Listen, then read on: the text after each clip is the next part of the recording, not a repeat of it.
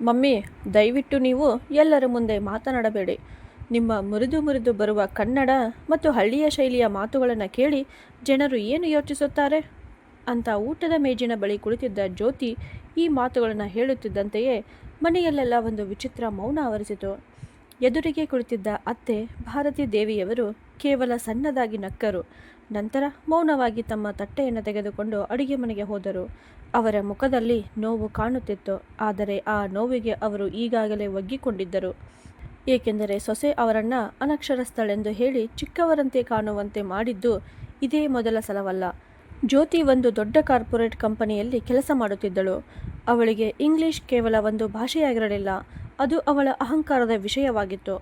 ಹಳ್ಳಿಯಲ್ಲಿ ಬೆಳೆದು ಬಂದ ತನ್ನ ಅತ್ತೆಗೆ ಲೋಕದ ಬಗ್ಗೆ ಯಾವುದೇ ತಿಳುವಳಿಕೆ ಇಲ್ಲ ಎಂದು ಅವಳು ಭಾವಿಸುತ್ತಿದ್ದಳು.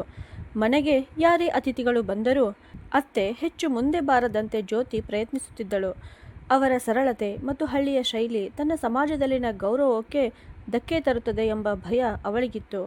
ಆದರೆ ಆ ದಿನ ಈ ಮನೆಯ ಅಡಿಪಾಯವನ್ನೇ ಅಲುಗಾಡಿಸುವಂತಹ ಒಂದು ಘಟನೆ ನಡೆಯಲಿತ್ತು. ಮುಂದಿನ ವಾರ ಜ್ಯೋತಿಯ ಗಂಡ ಜಯಂತ್ ಕೆಲಸ ಮಾಡುತ್ತಿದ್ದ ಕಂಪನಿಯ ವಿದೇಶ ಗ್ರಾಹಕರು ಮೊದಲ ಬಾರಿಗೆ ಅವರ ಮನೆಗೆ ಬರಲಿದ್ದರು. ಕೋಟ್ಯಾಂತರ ರೂಪಾಯಿಗಳ ಒಪ್ಪಂದ ಆ ಭೇಟಿಯ ಮೇಲೆ ಅವಲಂಬಿತವಾಗಿತ್ತು. ಇಡೀ ಮನೆಯಲ್ಲಿ ಸಿದ್ಧತೆಗಳು ನಡೆಯುತ್ತಿದ್ದವು.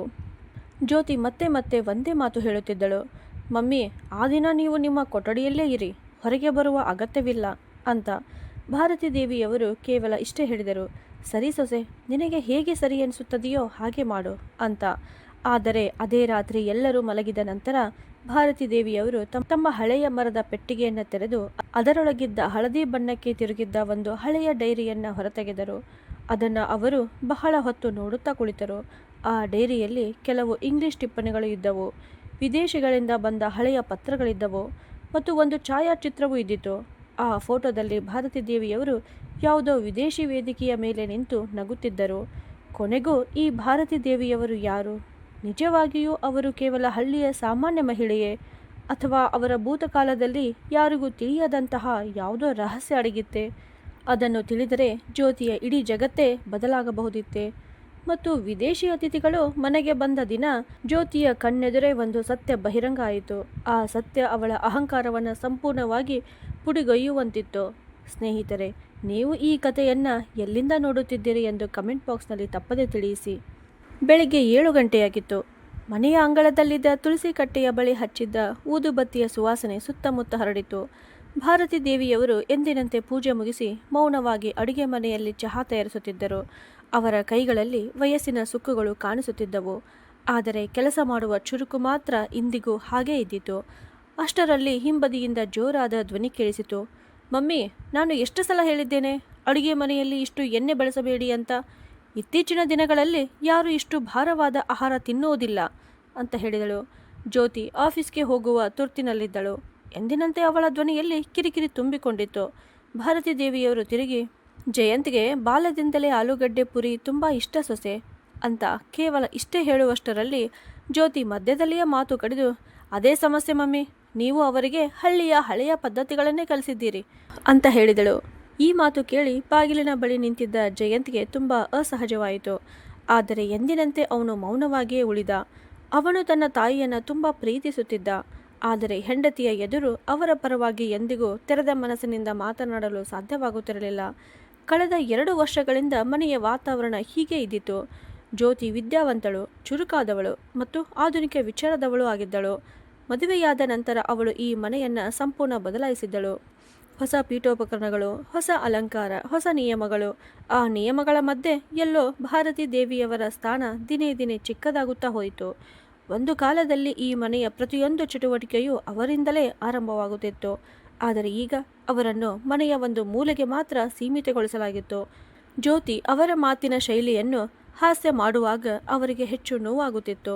ಒಮ್ಮೆ ಯಾವುದಾದರೂ ಪದವನ್ನು ತಪ್ಪಾಗಿ ಉಚ್ಚರಿಸಿದರೆ ಜ್ಯೋತಿ ಸಣ್ಣದಾಗಿ ನಗುತ್ತಾ ಹೇಳುತ್ತಿದ್ದಳು, ಅಯ್ಯೋ ಮಮ್ಮಿ, ಇದನ್ನು ಮ್ಯಾನೇಜ್ಮೆಂಟ್ ಅಂತ ಹೇಳಬೇಕು, ನೀವು ಹೇಳಿದ ಹಾಗಲ್ಲ ಅಂತ. ಅದಾದ ಮೇಲೆ ತಾನೇ ನಗುತ್ತಿದ್ದಳು. ಅನೇಕ ಬಾರಿ ಅವಳ ಸ್ನೇಹಿತೆಯರು ಅಲ್ಲೇ ಇರುತ್ತಿದ್ದರು. ಆಗ ಭಾರತಿ ದೇವಿಯವರು ಕೇವಲ ನಗುತ್ತಾ ಮೌನವಾಗುತ್ತಿದ್ದರು. ಆದರೆ ಆ ನಗುವಿನ ಹಿಂದೆ ಎಷ್ಟೊಂದು ನೋವು ಅಡಗಿತ್ತು ಎಂಬುದನ್ನು ಯಾರೂ ಗಮನಿಸಲಿಲ್ಲ. ಆ ದಿನ ಮಧ್ಯಾಹ್ನ ಜ್ಯೋತಿಯ ಆಫೀಸಿನ ಸ್ನೇಹಿತೆಯರು ಮನೆಗೆ ಬಂದರು. ಎಲ್ಲರೂ ಇಂಗ್ಲಿಷ್ನಲ್ಲಿ ಮಾತನಾಡುತ್ತಿದ್ದರು. ಅಷ್ಟರಲ್ಲಿ ಭಾರತೀ ದೇವಿಯವರು ನೀರಿನ ಗ್ಲಾಸ್ಗಳನ್ನು ತಂದು ಇಟ್ಟು ನಿಧಾನ ಸ್ವರದಲ್ಲಿ, ತಗೊಳ್ಳಿ ಮಕ್ಕಳೇ, ನೀರು ಕುಡಿಯಿರಿ ಅಂತ ಹೇಳಿದರು. ತಕ್ಷಣವೇ ಜ್ಯೋತಿಯು, ಮಮ್ಮಿ ನೀವು ಬಿಡಿ, ನಾನು ನೋಡಿಕೊಳ್ಳುತ್ತೇನೆ ಅಂತ ಹೇಳಿದಳು. ಅವಳ ಸ್ನೇಹಿತೆಯರು ನಗುತ್ತಿದ್ದರು. ಜ್ಯೋತಿಗೆ ತಾನು ಯಾವುದೋ ದೊಡ್ಡ ಅವಮಾನವನ್ನು ತಪ್ಪಿಸಿದ್ದೇನೆ ಎಂಬ ಭಾವನೆ ಬಂದಿತು. ಆದರೆ ಹೊರಡುವಾಗ ಅವರಲ್ಲೊಬ್ಬಳು ನಿಧಾನವಾಗಿ ಹೇಳಿದಳು, ನಿನ್ನ ಅತ್ತೆ ತುಂಬ ಶಾಂತ ಮತ್ತು ಒಳ್ಳೆಯವರಂತೆ ಕಾಣುತ್ತಾರೆ ಅಂತ. ಜ್ಯೋತಿ ಕೂಡಲೇ ಉತ್ತರಿಸಿದಳು, ಒಳ್ಳೆಯವರಿರಬಹುದು, ಆದರೆ ಅವರಿಗೆ ಜಗತ್ತಿನ ಬಗ್ಗೆ ಯಾವುದೇ ಅರಿವು ಇಲ್ಲ ಅಂತ. ಅದೇ ಸಂಜೆ ಜಯಂತ್ ಆಫೀಸ್ನಿಂದ ಮನೆಗೆ ಬಂದಾಗ ತುಂಬ ಚಿಂತಿತನಾಗಿದ್ದ. ಅವರ ಕಂಪನಿಯ ಅತ್ಯಂತ ಮಹತ್ವದ ಅಂತಾರಾಷ್ಟ್ರೀಯ ಸಭೆಯನ್ನು ತನ್ನ ಮನೆಯಲ್ಲೇ ನಡೆಸಲು ತೀರ್ಮಾನಿಸಲಾಗಿತ್ತು. ವಿದೇಶಿ ಗ್ರಾಹಕರು ಭಾರತೀಯ ಕುಟುಂಬದ ವಾತಾವರಣವನ್ನು ನೋಡಲು ಬಯಸಿದ್ದರು. ಜ್ಯೋತಿ ತುಂಬ ಉತ್ಸಾಹದಲ್ಲಿದ್ದಳು, ಏಕೆಂದರೆ ಈ ಅವಕಾಶ ಅವರ ಸಾಮಾಜಿಕ ಸ್ಥಾನಮಾನವನ್ನು ಇನ್ನಷ್ಟು ಹೆಚ್ಚಿಸಬಹುದಾಗಿತ್ತು. ಆದರೆ ಅಷ್ಟರಲ್ಲಿ ಅವಳ ದೃಷ್ಟಿ ಭಾರತೀ ದೇವಿಯವರ ಮೇಲೆ ಬಿದ್ದಿತು. ಅವರು ಅಂಗಳದಲ್ಲಿ ಕುಳಿತು ಹಳೆಯ ರೇಡಿಯೋದಲ್ಲಿ ಇಂಗ್ಲಿಷ್ ಸುದ್ದಿ ಕೇಳುತ್ತಿದ್ದರು. ಜ್ಯೋತಿ ಕ್ಷಣಕಾಲ ಆಶ್ಚರ್ಯಪಟ್ಟಳು. ಆದರೆ ಮುಂದಿನ ಕ್ಷಣವೇ ನಗುತ್ತಾ, ಮಮ್ಮಿ, ಇದರಲ್ಲಿ ನಿಮಗೆ ಏನಾದರೂ ಅರ್ಥವಾಗುತ್ತಿದೆಯಾ ಅಂತ ಕೇಳಿದಳು. ಭಾರತೀ ದೇವಿಯವರು ಶಾಂತವಾಗಿ ಉತ್ತರಿಸಿದರು, ಸ್ವಲ್ಪ ಸ್ವಲ್ಪ ಅರ್ಥವಾಗುತ್ತದೆ ಅಂತ. ಅದನ್ನು ಕೇಳಿ ಜ್ಯೋತಿ ವ್ಯಂಗ್ಯವಾಗಿ, ಪ್ಲೀಸ್ ಮಮ್ಮಿ, ಆ ದಿನ ಅತಿಥಿಗಳ ಮುಂದೆ ಏನಾದರೂ ಮಾತನಾಡಲು ಪ್ರಯತ್ನ ಮಾಡಬೇಡಿ ಅಂತ ಹೇಳಿದಳು. ಈ ಮಾತುಗಳು ಬಾಣದಂತೆ ಹೋಗಿ ಭಾರತೀ ದೇವಿಯರ ಹೃದಯಕ್ಕೆ ತಾಗಿದವು. ಆದರೂ ಅವರು ಶಾಂತ ಧ್ವನಿಯಲ್ಲಿ, ನನ್ನಿಂದಾಗಿ ಯಾರ ಮುಂದೆ ನಿನಗೆ ನಾಚಿಕೆ ಆಗದಂತೆ ನೋಡಿಕೊಳ್ಳಲು ನಾನು ಪ್ರಯತ್ನ ಮಾಡುತ್ತೇನೆ ಅಂತ ಹೇಳಿದರು. ಆ ರಾತ್ರಿ ಎಲ್ಲರೂ ಮಲಗಿದರು. ಆದರೆ ಭಾರತೀ ದೇವಿ ಅವರ ಕಣ್ಣಿಗೆ ಮಾತ್ರ ನಿದ್ರೆ ಬರಲಿಲ್ಲ. ಅವರು ನಿಧಾನವಾಗಿ ಎದ್ದು ಅಲ್ಮಾರಿಯನ್ನು ತೆರೆದರು ಮತ್ತು ಹಳೆಯ ಪೆಟ್ಟಿಗೆಯಿಂದ ಒಂದು ಡೈರಿಯನ್ನು ತೆಗೆದು ನೋಡಲು ಆರಂಭಿಸಿದರು. ಆ ಡೈರಿಯ ಮೊದಲ ಪುಟದಲ್ಲಿ ಇಂಗ್ಲಿಷ್ನಲ್ಲಿ ಹೀಗೆ ಬರೆಯಲಾಗಿತ್ತು, ಡ್ರೀಮ್ಸ್ ನೆವರ್ ಡೈ, ಕನಸುಗಳು ಎಂದಿಗೂ ಸಾಯುವುದಿಲ್ಲ. ಅದರ ಕೆಳಗೆ ಒಂದು ವಿದೇಶಿ ವಿಶ್ವವಿದ್ಯಾಲಯದ ಮುದ್ರೆ ಇದ್ದಿತು. ಅದನ್ನು ನೋಡುತ್ತಿದ್ದಂತೆಯೇ ಅವರ ಕಣ್ಣುಗಳು ತೆವಗೊಂಡವು. ಬಹುಶಃ ಅದು ಕೇವಲ ಒಂದು ಹಳೆಯ ಡೈರಿಯಾಗಿರಲಿಲ್ಲ, ಅದು ಅವರ ಅಪೂರ್ಣ ಜೀವನದ ಕಥೆಯಾಗಿತ್ತು. ಆದರೆ ಆ ಕಥೆಯನ್ನು ತಿಳಿದುಕೊಳ್ಳಲು ಈ ಮನೆಯಲ್ಲಿ ಯಾರು ಎಂದಿಗೂ ಪ್ರಯತ್ನ ಮಾಡಿರಲಿಲ್ಲ. ಮರುದಿನ ಮನೆಯಲ್ಲಿ ವಿದೇಶಿ ಅತಿಥಿಗಳ ಸ್ವಾಗತದ ಸಿದ್ಧತೆಗಳು ಆರಂಭವಾಗಿದ್ದವು. ಜ್ಯೋತಿ ಬೆಳಗ್ಗಿನಿಂದಲೇ ಮನೆಯ ಒಳಾಂಗಣ ಅಲಂಕಾರ, ಪಾತ್ರೆಗಳು ಮತ್ತು ಊಟದ ಮೆನು ಬಗ್ಗೆ ತಲೆಕೆಡಿಸಿಕೊಂಡಿದ್ದಳು. ಇಡೀ ಮನೆಯನ್ನು ಒಂದು ದೊಡ್ಡ ಹೋಟೆಲ್ನಂತೆ ಸಜ್ಜುಗೊಳಿಸಲು ಅವಳು ನಿರ್ಧರಿಸಿದ್ದಳು. ಪ್ರತಿಯೊಂದು ವಿಷಯವೂ ಅವಳ ನಿಯಂತ್ರಣದಲ್ಲಿತ್ತು. ಯಾರು ಯಾವ ಬಟ್ಟೆ ಧರಿಸಬೇಕು, ಯಾರು ಎಲ್ಲಿ ಕುಳಿತುಕೊಳ್ಳಬೇಕು, ಯಾರು ಏನು ಮಾತನಾಡಬೇಕು, ಎಲ್ಲವನ್ನು ಅವಳೇ ನಿರ್ಧರಿಸಿದ್ದಳು. ಆದರೆ ಈ ಎಲ್ಲದರ ಮಧ್ಯೆ ಒಬ್ಬ ವ್ಯಕ್ತಿಯನ್ನು ಮಾತ್ರ ಅವಳು ಮನೆಯ ಸದಸ್ಯೆ ಎಂದು ಪರಿಗಣಿಸುತ್ತಿರಲಿಲ್ಲ. ಅವರು ಭಾರತೀ ದೇವಿಯವರು. ಬೆಳಿಗ್ಗೆ ಅವರು ಅಂಗಳದಲ್ಲಿ ಹೂಗಳನ್ನು ಕೀಳುತ್ತಿದ್ದಾಗ ಜ್ಯೋತಿ ಹಿಂಬದಿಯಿಂದ ಕೂಗಿದಳು, ಮಮ್ಮಿ, ನಾಳೆ ದಿನ ನೀವು ಅದೇ ಸರಳ ಹತ್ತಿಯ ಸೀರೆಯನ್ನು ಧರಿಸಿ, ಅತಿಥಿಗಳ ನಡುವೆ ಹೆಚ್ಚು ಓಡಾಡುವ ಅಗತ್ಯವಿಲ್ಲ ಅಂತ. ಭಾರತೀ ದೇವಿಯವರು ಕೇವಲ ತಲೆಯಾಡಿಸಿದರು.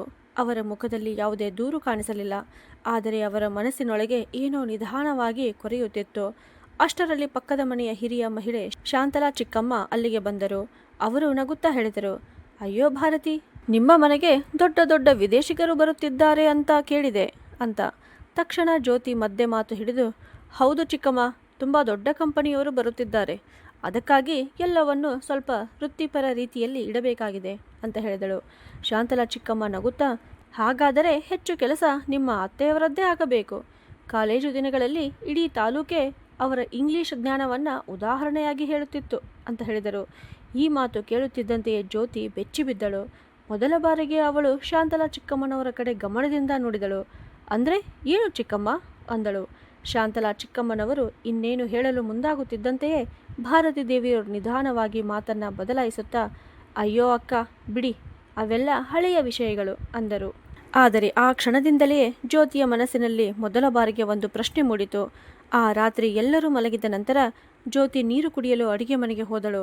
ಆಗ ಸ್ಟೋರ್ ರೂಮ್ನೊಳಗಿನಿಂದ ಸಣ್ಣ ಬೆಳಕು ಕಾಣಿಸಿತು. ಅವಳು ನಿಧಾನವಾಗಿ ಬಾಗಿಲನ್ನು ತೆರೆದು ನೋಡಿದಳು. ಒಳಗೆ ಭಾರತೀ ದೇವಿಯವರು ಕನ್ನಡಕ ಧರಿಸಿಕೊಂಡು ಇಂಗ್ಲಿಷ್ನ ಒಂದು ಹಳೆಯ ಪುಸ್ತಕವನ್ನು ಓದುತ್ತಿದ್ದರು. ಅವರ ಧ್ವನಿ ತುಂಬ ನಿಧಾನವಾಗಿತ್ತು, ಆದರೆ ಪ್ರತಿಯೊಂದು ಪದದ ಉಚ್ಚಾರಣೆ ಅತ್ಯಂತ ಸ್ಪಷ್ಟವಾಗಿತ್ತು. ಜ್ಯೋತಿ ಕೆಲ ಕ್ಷಣ ಅಲ್ಲೇ ನಿಂತು ಬಿಟ್ಟಳು. ಅವಳಿಗೆ ತನ್ನ ಕಣ್ಣುಗಳನ್ನೇ ನಂಬಲಾಗುತ್ತಿರಲಿಲ್ಲ. ಅಷ್ಟರಲ್ಲಿ ಪುಸ್ತಕದೊಳಗಿಂದ ಒಂದು ಹಳೆಯ ಛಾಯಾಚಿತ್ರ ಕೆಳಗೆ ಬಿದ್ದಿತು. ಜ್ಯೋತಿ ಅದನ್ನು ಎತ್ತಿಕೊಂಡಳು ಮತ್ತು ಆ ಫೋಟೋವನ್ನು ನೋಡುತ್ತಿದ್ದಂತೆಯೇ ಅವಳ ಕಾಲ ಕೆಳಗಿನ ನೆಲವೇ ಜಾರಿದಂತಾಯಿತು. ಆ ಫೋಟೋದಲ್ಲಿ ಯುವ ಭಾರತೀ ದೇವಿಯವರು ಒಂದು ವಿದೇಶಿ ವೇದಿಕೆಯ ಮೇಲೆ ನಿಂತಿದ್ದರು. ಅವರ ಕುತ್ತಿಗೆಯಲ್ಲಿ ಪದಕವಿತ್ತು. ಹಿಂದೆ ದೊಡ್ಡ ಅಕ್ಷರಗಳಲ್ಲಿ ಹೀಗೆ ಬರೆಯಲಾಗಿತ್ತು, international language exchange conference, London ಅಂತ. ಜ್ಯೋತಿಯ ಕಣ್ಣುಗಳು ಆಶ್ಚರ್ಯದಿಂದ ದೊಡ್ಡದಾದವು. ಮಮ್ಮಿ, ಇದು ನೀವೇನಾ ಎಂದು ಅವಳು ನಡುಗುವ ಧ್ವನಿಯಲ್ಲಿ ಕೇಳಿದಳು. ಭಾರತಿ ದೇವಿಯವರು ಕೆಲವು ಕ್ಷಣ ಮೌನವಾಗಿದ್ದರು. ನಂತರ ಸಣ್ಣದಾಗಿ ನಗುತ್ತಾ, ಹೌದು ಸೊಸೆ, ಬಹಳ ವರ್ಷಗಳ ಹಿಂದೆ ಅಂತ ಹೇಳಿದರು. ಆದರೆ ಆ ಕ್ಷಣದಲ್ಲಿ ಜ್ಯೋತಿಗೆ ಮೊದಲ ಬಾರಿಗೆ ಒಂದು ವಿಷಯ ಅರ್ಥವಾಯಿತು. ತಾನು ಯಾವಾಗಲೂ ಹಳ್ಳಿಯ ಸಾಮಾನ್ಯ ಮಹಿಳೆ ಎಂದು ಭಾವಿಸಿದ್ದ ಈ ಅತ್ತೆಯವರೊಳಗೆ ಬಹುಶಃ ಒಂದು ದೊಡ್ಡ ಜಗತ್ತೇ ಅಡಗಿಕೊಂಡಿದೆ ಅಂತ. ಅವಳು ಹಿಂಜರಿಯುತ್ತಾ, ಹಾಗಿದ್ದರೆ ನೀವು ಇದನ್ನು ಎಂದಿಗೂ ಹೇಳಲಿಲ್ಲ ಏಕೆ ಅಂತ ಕೇಳಿದಳು. ಭಾರತಿ ದೇವಿಯರು ಫೋಟೋವನ್ನು ಕೈಯಲ್ಲಿ ಹಿಡಿದುಕೊಂಡೇ ದೀರ್ಘ ನಿಟ್ಟುಸಿರು ಬಿಟ್ಟರು. ಪ್ರತಿಯೊಂದು ವಿಷಯವನ್ನು ಹೇಳಲು ಸರಿಯಾದ ಸಮಯ ಇರಬೇಕು ಸೊಸೆ, ಮತ್ತು ಕೆಲವೊಮ್ಮೆ ಜನರು ಇನ್ನೊಬ್ಬರ ಕತೆ ಕೇಳಲು ಕೂಡ ಇಷ್ಟಪಡುವುದಿಲ್ಲ. ಅವರ ಧ್ವನಿಯಲ್ಲಿ ಯಾವುದೇ ದೂರು ಇರಲಿಲ್ಲ, ಇದ್ದದ್ದು ಕೇವಲ ಜೀವನದ ಆಯಾಸ. ನಂತರ ಅವರು ನಿಧಾನವಾಗಿ ತಮ್ಮ ಜೀವನದ ಕಥೆಯನ್ನು ಹೇಳಲು ಆರಂಭಿಸಿದರು. ಯೌವನದಲ್ಲಿ ಅವರಿಗೆ ಭಾಷೆಗಳನ್ನು ಕಲಿಯುವುದೆಂದರೆ ತುಂಬ ಆಸಕ್ತಿ ಇದ್ದಿತು. ಹಳ್ಳಿಯ ಸಣ್ಣ ಶಾಲೆಯಲ್ಲಿ ಓದುತ್ತಾ ಅವರು ವಿದ್ಯಾರ್ಥಿ ವೇತನವನ್ನು ತೆಗೆದುಕೊಳ್ಳುತ್ತಿದ್ದರು. ಅದರ ನೆರವಿನಿಂದ ವಿದೇಶಕ್ಕೂ ಹೋಗಿದ್ದರು. ಹಲವಾರು ಅಂತಾರಾಷ್ಟ್ರೀಯ ವೇದಿಕೆಗಳಲ್ಲಿ ಭಾರತದ ಪ್ರತಿನಿಧಿಯಾಗಿ ಭಾಗವಹಿಸಿದ್ದರು. ಆದರೆ ಮದುವೆಯ ನಂತರ ಕುಟುಂಬದ ಜವಾಬ್ದಾರಿಗಳು ಅವರ ಎಲ್ಲ ಕನಸುಗಳನ್ನು ಕಸಿದುಕೊಂಡವು. ಗಂಡನ ಅಕಾಲಿಕ ಮರಣದ ನಂತರ ಮಗನನ್ನು ಒಬ್ಬರೇ ಬೆಳೆಸಬೇಕಾಯಿತು. ಅದಕ್ಕಾಗಿ ತಮ್ಮ ಎಲ್ಲ ಆಸೆಗಳನ್ನು ತ್ಯಜಿಸಿದರು.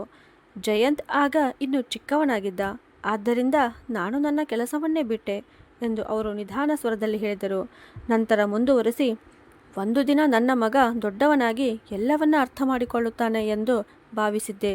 ಆದರೆ ಕಾಲ ಕಳೆದಂತೆ ನನ್ನ ಗುರುತು ಎಲ್ಲೋ ಕಳೆದು ಹೋಯಿತು ಅಂದರು. ಜ್ಯೋತಿ ಮೌನವಾಗಿದ್ದಳು.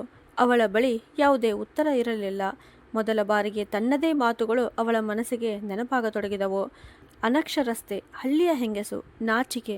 ಅವಳು ಹೇಳಿದ್ದ ಪ್ರತಿಯೊಂದು ಪದವು ಈಗ ಅವಳ ಕಿವಿಗಳಲ್ಲಿ ಸುತ್ತಿಗೆಯ ಹೊಡೆದಂತೆ ಮೊಳಗುತ್ತಿತ್ತು. ತಾನು ಒಬ್ಬ ವ್ಯಕ್ತಿಯನ್ನು ತಿಳಿಯದೆ ಕೇವಲ ಅವರ ಉಡುಗೆ, ಮಾತಿನ ಶೈಲಿ ಮತ್ತು ವಯಸ್ಸಿನ ಆಧಾರದ ಮೇಲೆ ಎಷ್ಟು ಚಿಕ್ಕದಾಗಿ ಅಳೆದಿದ್ದೆ ಎಂಬುದು ಅವಳಿಗೆ ಅರ್ಥವಾಗತೊಡಗಿತು. ಆದರೆ ಕತೆ ಇನ್ನೂ ಮುಗಿದಿರಲಿಲ್ಲ, ಏಕೆಂದರೆ ಮರುದಿನ ನಡೆಯಲಿದ್ದ ಒಂದು ಘಟನೆ ಜ್ಯೋತಿಗೆ ಜೀವನದ ಅತ್ಯಂತ ದೊಡ್ಡ ಪಾಠವನ್ನು ಕಲಿಸಬೇಕಾಗಿತ್ತು. ಮರುದಿನ ಬೆಳಗ್ಗೆ ಮನೆಯಲ್ಲೆಲ್ಲ ವಿಭಿನ್ನ ರೀತಿಯ ಗಡಿಬಿಡಿ ಇದ್ದಿತು. ವಿದೇಶಿ ಅತಿಥಿಗಳು ಬರಲು ಇನ್ನೇನು ಕೆಲವೇ ಗಂಟೆಗಳು ಉಳಿದಿದ್ದವು. ಜ್ಯೋತಿ ಬೆಳಗ್ಗಿನಿಂದಲೇ ಪ್ರತಿಯೊಂದು ಸಣ್ಣ ದೊಡ್ಡ ವಿಷಯದ ಮೇಲೆ ಗಮನ ಹರಿಸುತ್ತಿದ್ದಳು. ಡ್ರಾಯಿಂಗ್ ರೂಮ್ನ ಕುಷನ್ಗಳು ಸರಿಯಾಗಿ ಇವೆಯೇ, ಮೇಜಿನ ಮೇಲೆ ಯಾವ ತಟ್ಟೆಗಳು ಇಡಬೇಕು, ಯಾವ ಹೂದಾನಿಯಲ್ಲಿ ಯಾವ ಹೂಗಳನ್ನು ಅಲಂಕರಿಸಬೇಕು, ಎಲ್ಲವೂ ಅವಳ ಯೋಜನೆಯಂತೆ ಇರಬೇಕಾಗಿತ್ತು. ಆದರೆ ಹೊರಗೆ ಎಲ್ಲವೂ ಎಷ್ಟು ಅಚ್ಚುಕಟ್ಟಾಗಿ ಕಾಣಿಸುತ್ತಿತ್ತೋ, ಒಳಗೆ ಅವಳ ಮನಸ್ಸು ಅಷ್ಟೇ ಗೊಂದಲದಿಂದ ತುಂಬಿತ್ತು. ಹಿಂದಿನ ರಾತ್ರಿ ಭಾರತಿ ದೇವಿಯವರ ನಿಜವಾದ ವ್ಯಕ್ತಿತ್ವವನ್ನು ತಿಳಿದುಕೊಂಡ ನಂತರ ಅವರ ಕಣ್ಣಲ್ಲಿ ಕಣ್ಣು ಹಾಕಿ ಮಾತನಾಡಲು ಕೂಡ ಅವಳಿಂದ ಆಗುತ್ತಿರಲಿಲ್ಲ. ಮೊದಲ ಬಾರಿಗೆ ಅವಳಿಗೆ ಒಂದು ಸತ್ಯ ಅರಿವಾಯಿತು. ಒಬ್ಬ ವ್ಯಕ್ತಿಯನ್ನು ಅರಿಯದೆ ಕೇವಲ ಅವರ ಬಟ್ಟೆ, ಮಾತಿನ ಶೈಲಿ ಮತ್ತು ವಯಸ್ಸಿನ ಆಧಾರದ ಮೇಲೆ ಅವರನ್ನು ಎಷ್ಟು ಕೀಳಾಗಿ ಕಾಣಬಹುದು ಎಂಬುದಕ್ಕೆ ತಾನೇ ಉದಾಹರಣೆ ಆಗಿದ್ದೇನೆ ಅಂತ. ಆದರೆ ಅವಳ ಅಹಂಕಾರ ಇನ್ನೂ ಸಂಪೂರ್ಣವಾಗಿ ಮುರಿದಿರಲಿಲ್ಲ. ಅವಳು ತನ್ನನ್ನು ತಾನೇ ಸಮಾಧಾನಪಡಿಸಿಕೊಂಡಳು. ಸರಿ, ಮಮ್ಮಿ ಓದಿರಬಹುದು, ಆದರೆ ಇಂದಿನ ಜಗತ್ತು ಬೇರೆ ರೀತಿಯಾಗಿದೆ ಅಂತ. ಮಧ್ಯಾಹ್ನದ ವೇಳೆಗೆ ಮನೆಯ ಎಲ್ಲ ಸಿದ್ಧತೆಗಳು ಪೂರ್ಣಗೊಂಡಿದ್ದವು. ಜಯಂತ್ ಮತ್ತೆ ಮತ್ತೆ ತನ್ನ ಗಡಿಯಾರವನ್ನು ನೋಡುತ್ತಿದ್ದ. ಅವನ ಕಂಪನಿಯ ಕೋಟ್ಯಾಂತರ ರೂಪಾಯಿಗಳ ಒಪ್ಪಂದ ಈ ಸಭೆಯ ಮೇಲೆಯೇ ಅವಲಂಬಿತವಾಗಿತ್ತು. ಅಷ್ಟರಲ್ಲಿ ಮನೆಯ ಹೊರಗೆ ದೊಡ್ಡ ವಾಹನಗಳ ಶಬ್ದ ಕೇಳಿಸಿತು. ವಿದೇಶಿ ಅತಿಥಿಗಳು ಆಗಮಿಸಿದ್ದರು. 2 ಪುರುಷರು, ಒಬ್ಬ ಮಹಿಳೆ ಮತ್ತು ಅವರ ಜೊತೆ ಒಬ್ಬ ಭಾರತೀಯ ಭಾಷಾಂತರಕಾರ ಒಳಗೆ ಬಂದರು. ಜ್ಯೋತಿ ಆತ್ಮವಿಶ್ವಾಸದಿಂದ ಅವರನ್ನು ಸ್ವಾಗತಿಸಿದಳು. ಆರಂಭದಲ್ಲಿ ಎಲ್ಲವೂ ಚೆನ್ನಾಗಿ ನಡೆಯುತ್ತಿತ್ತು. ಇಂಗ್ಲಿಷ್ನಲ್ಲಿ ಮಾತುಕತೆ ನಡೆಯುತ್ತಿತ್ತು. ಕಾಫಿ ನೀಡಲಾಗುತ್ತಿತ್ತು. ಜಯಂತ್ ತನ್ನ ಪ್ರಸ್ತುತೀಕರಣವನ್ನು ತೋರಿಸುತ್ತಿದ್ದ. ಅಷ್ಟರಲ್ಲಿ ವಿದೇಶಿ ಅತಿಥಿಯಾಗಿದ್ದ ಲೂಸಿಯಾ ಅವರ ದೃಷ್ಟಿ ಗೋಡೆಯ ಮೇಲೆ ತೂಗು ಹಾಕಿದ್ದ ಒಂದು ಹಳೆಯ ಚಿತ್ರಕಲೆಯ ಮೇಲೆ ಬಿದ್ದಿತು. ಅವಳು ನಗುತ್ತಾ, this painting looks traditional, who made it ಅಂತ ಕೇಳಿದಳು. ಜಯಂತ್ ಮತ್ತು ಜ್ಯೋತಿ ಇಬ್ಬರು ಕೆಲ ಕ್ಷಣ ಮೌನವಾಗಿದ್ದರು, ಏಕೆಂದರೆ ಅವರಿಗೆ ಅದರ ಬಗ್ಗೆ ಸರಿಯಾಗಿ ಮಾಹಿತಿಯೇ ಇರಲಿಲ್ಲ. ಅಷ್ಟರಲ್ಲಿ ಹಿಂಬದಿಯಿಂದ ಒಂದು ನಿಧಾನವಾದ ಧ್ವನಿ ಕೇಳಿಸಿತು. That was painted by my late husband almost 30 years ago. ಎಲ್ಲರ ದೃಷ್ಟಿಯು ಬಾಗಿಲಿನ ಕಡೆ ತಿರುಗಿತು. ಅಲ್ಲಿ ಭಾರತಿ ದೇವಿಯವರು ನಿಂತಿದ್ದರು. ಸರಳವಾದ ಹತ್ತಿಯ ಸೀರೆ, ಯಾವುದೇ ಆಡಂಬರವಿಲ್ಲ, ಆದರೆ ಮುಖದಲ್ಲಿ ವಿಶಿಷ್ಟವಾದ ಆತ್ಮವಿಶ್ವಾಸ ಇದ್ದಿತು. ಜ್ಯೋತಿಯ ಹೃದಯ ಬಡಿತ ಏಕಾಏಕಿ ವೇಗವಾಯಿತು. ಎಲ್ಲಾದರೂ ತಪ್ಪಾಗಿ ಬಿಡಬಹುದೆಂಬ ಭಯ ಅವಳನ್ನು ಕಾಡತೊಡಗಿತು. ಆದರೆ ಮುಂದಿನ ಕ್ಷಣದಲ್ಲಿ ನಡೆದ ಘಟನೆ ಇಡೀ ಕೋಣೆಯ ವಾತಾವರಣವನ್ನೇ ಬದಲಾಯಿಸಿತು. ಲೂಸಿಯಾ ನಗುತ್ತಾ ಅವರೊಂದಿಗೆ ಇಂಗ್ಲಿಷ್ನಲ್ಲಿ ಮಾತನಾಡಲು ಆರಂಭಿಸಿದಳು. Mrs Bharati, you speak better than many professors I meet in London ಅಂತ ಹೇಳಿದರು. ಈ ಮಾತು ಕೇಳುತ್ತಿದ್ದಂತೆಯೇ ಜ್ಯೋತಿಯ ತಲೆ ತಗ್ಗಿತು. ಯಾವ ಅತ್ತೆಯನ್ನು ಅವಳು ಅತಿಥಿಗಳಿಂದ ದೂರ ಇಡಲು ಬಯಸಿದ್ದಳೋ ಇಂದು ಅವರೇ ಈ ಮನೆಯ ಅತ್ಯಂತ ದೊಡ್ಡ ಗೌರವವಾಗಿ ಹೊರಹೊಮ್ಮಿದ್ದರು. ಆದರೆ ಜ್ಯೋತಿಗೆ ಇನ್ನೂ ದೊಡ್ಡ ಆಘಾತ ಕಾದಿತ್ತು. ಮಾತುಕತೆಯ ನಡುವೆ ವಿದೇಶಿ ಅತಿಥಿಗಳು ಕಂಪನಿಯ ಒಂದು ಕಾನೂನು ಸಂಬಂಧಿತ ದಾಖಲೆಗಳ ಬಗ್ಗೆ ಪ್ರಶ್ನೆ ಕೇಳಿದರು. ಭಾಷಾಂತರಕಾರ ಅದನ್ನು ಸರಿಯಾಗಿ ವಿವರಿಸಲು ಸಾಧ್ಯವಾಗುತ್ತಿರಲಿಲ್ಲ. ಜಯಂತ್ ಆತಂಕಗೊಂಡ. ಪರಿಸ್ಥಿತಿ ಕೈಮೀರಿ ಹೋಗುವಂತಿತ್ತು. ಅಷ್ಟರಲ್ಲಿ ಭಾರತೀ ದೇವಿಯವರು ಶಾಂತವಾಗಿ ಆ ಕಡತವನ್ನು ಕೈಗೆತ್ತಿಕೊಂಡರು. ನಂತರ ಅತ್ಯಂತ ಸಮಾಧಾನದಿಂದ ಅದರಲ್ಲಿದ್ದ ಎಲ್ಲ ಷರತ್ತುಗಳನ್ನು ಸ್ಪಷ್ಟವಾದ ಇಂಗ್ಲಿಷ್ನಲ್ಲಿ ವಿವರಿಸಲು ಆರಂಭಿಸಿದರು. ಭಾರತೀ ದೇವಿಯವರು ಆ ದಾಖಲೆಯಲ್ಲಿದ್ದ ಪ್ರತಿಯೊಂದು ಷರತ್ತನ್ನು ಸ್ಪಷ್ಟವಾಗಿ ವಿವರಿಸುತ್ತಿದ್ದಂತೆ ಇಡೀ ಕೋಣೆಯಲ್ಲಿ ಮೌನ ಆವರಿಸಿತು. ವಿದೇಶಿ ತಂಡಕ್ಕೆ ತಕ್ಷಣವೇ ಎಲ್ಲವೂ ಸ್ಪಷ್ಟವಾಯಿತು. ಅವರು ಸಂಪೂರ್ಣ ತೃಪ್ತರಾದರು. ಸ್ವಲ್ಪ ಸಮಯದ ನಂತರವೇ ಆ ಒಪ್ಪಂದ ಅಂತಿಮಗೊಂಡಿತು. ಜಯಂತನ ಕಣ್ಣಿನಲ್ಲಿ ಸಂತೋಷ ಮಿನುಗುತ್ತಿತ್ತು. ಮೊದಲ ಬಾರಿಗೆ ಅವನು ಹೆಮ್ಮೆಯಿಂದ ತನ್ನ ತಾಯಿಯ ಕಡೆ ನೋಡಿದ. ಆದರೆ ಜ್ಯೋತಿ ಒಳಗೆ ಸಂಪೂರ್ಣವಾಗಿ ಕುಸಿದು ಹೋಗಿದ್ದಳು. ತಾನು ಮಾಡಿದ ಪ್ರತಿಯೊಂದು ಟೀಕೆ, ಪ್ರತಿಯೊಂದು ವ್ಯಂಗ್ಯ ಮತ್ತು ಕೇವಲ ಅವರ ಸರಳತೆಯ ಕಾರಣದಿಂದ ಅವರನ್ನು ಕೀಳಾಗಿ ಕಂಡ ಪ್ರತಿಯೊಂದು ಕ್ಷಣವೂ ಅವಳ ಕಣ್ಣೆದುರು ತೇಲತೊಡಗಿದವು. ಸಭೆ ಮುಗಿದ ನಂತರ ವಿದೇಶಿ ಅತಿಥಿಗಳು ಹೊರಡುವಾಗ, your mother is the soul of this house ಅಂತ ಹೇಳಿದರು. ಈ ಮಾತುಗಳು ನೇರವಾಗಿ ಜ್ಯೋತಿಯ ಹೃದಯಕ್ಕೆ ತಲುಪಿದವು. ಏಕೆಂದರೆ ಮೊದಲ ಬಾರಿಗೆ ಅವಳಿಗೆ ಒಂದು ಸತ್ಯ ಅರ್ಥವಾಗಿತ್ತು. ಯಾವ ಮಹಿಳೆಯನ್ನು ಅವಳು ಯಾವಾಗಲೂ ಹಿಂದೆ ಇಟ್ಟಿದ್ದಳೋ ಅವರೇ ಈ ಮನೆಯ ಅತ್ಯಂತ ದೊಡ್ಡ ಶಕ್ತಿಯಾಗಿದ್ದಾರೆ ಅಂತ. ವಿದೇಶಿ ಅತಿಥಿಗಳು ಹೋದ ನಂತರ ಮನೆಯಲ್ಲಿ ಒಂದು ವಿಚಿತ್ರ ಮೌನ ಆವರಿಸಿತು. ಕೆಲವೇ ಗಂಟೆಗಳ ಹಿಂದೆ ಇಂಗ್ಲಿಷ್ ಮಾತುಕತೆ ಮತ್ತು ನಗುವಿನಿಂದ ತುಂಬಿದ್ದ ಆ ಡ್ರಾಯಿಂಗ್ ರೂಮ್ನಲ್ಲಿ ಈಗ ಕೇವಲ ಗಡಿಯಾರದ ಟಿಕ್ ಟಿಕ್ ಶಬ್ದ ಮಾತ್ರ ಕೇಳಿಸುತ್ತಿತ್ತು.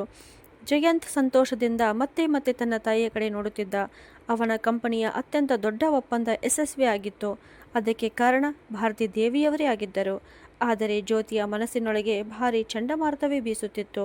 ಅವಳು ಅಡುಗೆ ಮನೆಗೆ ಹೋಗಿ ಒಂದು ಗ್ಲಾಸ್ ನೀರು ತೆಗೆದುಕೊಂಡಳು. ಆದರೆ ಅವಳ ಕೈಗಳು ಅಷ್ಟು ನಡುಗುತ್ತಿದ್ದವು. ಅರ್ಧ ನೀರು ನೆಲದ ಮೇಲೆ ಚೆಲ್ಲಿ ಹೋಯಿತು. ಅವಳ ಕಣ್ಣೆದುರು ಮತ್ತೆ ಮತ್ತೆ ಅದೇ ದೃಶ್ಯಗಳು ಕಾಣಿಸುತ್ತಿದ್ದವು. ವಿದೇಶಿ ಅತಿಥಿಗಳು ಅತ್ತೆಯವರನ್ನ ಹೊಗಳಿದ ಕ್ಷಣ, ಭಾಷಾಂತಕಾರ ಮೌನವಾಗಿ ನಿಂತ ಕ್ಷಣ ಮತ್ತು ತನ್ನದೇ ತಲೆ ನಾಚಿಕೆಯಿಂದ ತಲೆ ತಗ್ಗಿದ ಕ್ಷಣ. ಮೊದಲ ಬಾರಿಗೆ ಅವಳಿಗೆ ಅರ್ಥವಾಗುತ್ತಿತ್ತು, ಒಬ್ಬ ವ್ಯಕ್ತಿಯ ನಿಜವಾದ ಮೌಲ್ಯವು ಬಟ್ಟೆ ಮತ್ತು ಭಾಷೆಯ ಉಚ್ಚಾರಣೆ ಅಥವಾ ಆಧುನಿಕತೆಯ ಪ್ರದರ್ಶನದಲ್ಲಿ ಇರುವುದಿಲ್ಲ. ಅದು ಅವರ ವ್ಯಕ್ತಿತ್ವ, ಅನುಭವ ಮತ್ತು ಜ್ಞಾನದಲ್ಲಿ ಅಡಗಿರುತ್ತದೆ ಅಂತ. ಆದರೆ ಈ ಅರಿವಿನ ಜೊತೆಗೆ ಅವಳೊಳಗೆ ಇನ್ನೊಂದು ಭಾವನೆ ಹುಟ್ಟಿಕೊಂಡಿತು. ಅದು ನಾಚಿಕೆ, ಆಳವಾದ ಹೃದಯಕ್ಕೆ ಚುಚ್ಚುವಂತಹ ನಾಚಿಕೆ. ರಾತ್ರಿ ಊಟದ ಸಮಯವಾಯಿತು. ಎಂದಿನಂತೆ ಭಾರತೀ ದೇವಿಯವರು ಕೊನೆಯದಾಗಿ ಊಟಕ್ಕೆ ಕುಳಿತರು. ಅವರು ಸಹಜ ರೀತಿಯಲ್ಲಿ, ಮಗನೇ ಜಯಂತ್, ಅತಿಥಿಗಳಿಗೆ ಊಟ ಇಷ್ಟವಾಯಿತೆ ಅಂತ ಕೇಳಿದರು. ಜಯಂತ್ ನಗುತ್ತಾ, ಅಮ್ಮ, ಇಂದು ನಡೆದ ಎಲ್ಲ ಯಶಸ್ವಿಗೂ ನೀವೇ ಕಾರಣ ಅಂತ ಹೇಳಿದ. ಜ್ಯೋತಿ ಮಾತ್ರ ಮೌನವಾಗಿದ್ದಳು. ಅವರ ಕಡೆ ನೋಡಲು ಕೂಡ ಅವಳಿಗೆ ಧೈರ್ಯವಾಗುತ್ತಿರಲಿಲ್ಲ. ಅಷ್ಟರಲ್ಲಿ ಭಾರತೀ ದೇವಿಯವರು ಅವಳ ತಟ್ಟೆಗೆ ಪಲ್ಯ ಹಾಕುತ್ತಾ ತುಂಬ ಸಹಜವಾಗಿ, ಸೊಸೆ, ಇಂದಿನ ಎಲ್ಲ ಸಿದ್ಧತೆಗಳನ್ನು ನೀನು ತುಂಬ ಚೆನ್ನಾಗಿ ಮಾಡಿದ್ದೆ ಅಂತ ಹೇಳಿದರು. ಈ ಮಾತು ಕೇಳುತ್ತಿದ್ದಂತೆಯೇ ಜ್ಯೋತಿಯ ಕಣ್ಣುಗಳು ತುಂಬಿಕೊಂಡವು. ವರ್ಷಗಳ ಕಾಲ ತಾನು ನೋವು ಕೊಟ್ಟ ಮಹಿಳೆಯೇ ಇಂದು ತನ್ನನ್ನು ಗೌರವಿಸುತ್ತಿದ್ದರು. ಅವಳ ಮನಸ್ಸಿನ ಭಾರ ಏಕಾಏಕಿ ಅಷ್ಟು ಹೆಚ್ಚಾಯಿತು. ಇನ್ನು ಅದನ್ನು ತಡೆಯಲು ಅವಳಿಂದ ಸಾಧ್ಯವಾಗಲಿಲ್ಲ. ಅವಳು ನಡುಗುವ ಕೈಗಳಿಂದ ತಟ್ಟೆಯನ್ನು ಕೆಳಗಿಟ್ಟು ಮೊದಲ ಬಾರಿಗೆ ತನ್ನ ಅತ್ತೆಯವರ ಮುಂದೆ ಅತ್ತಳು. ಮಮ್ಮಿ, ನಾನು ನಿಮ್ಮೊಂದಿಗೆ ತುಂಬ ತಪ್ಪು ಮಾಡಿದ್ದೇನೆ ಅಂತ ಹೇಳುವಾಗ ಅವಳ ಧ್ವನಿ ನಡುಗುತ್ತಿತ್ತು.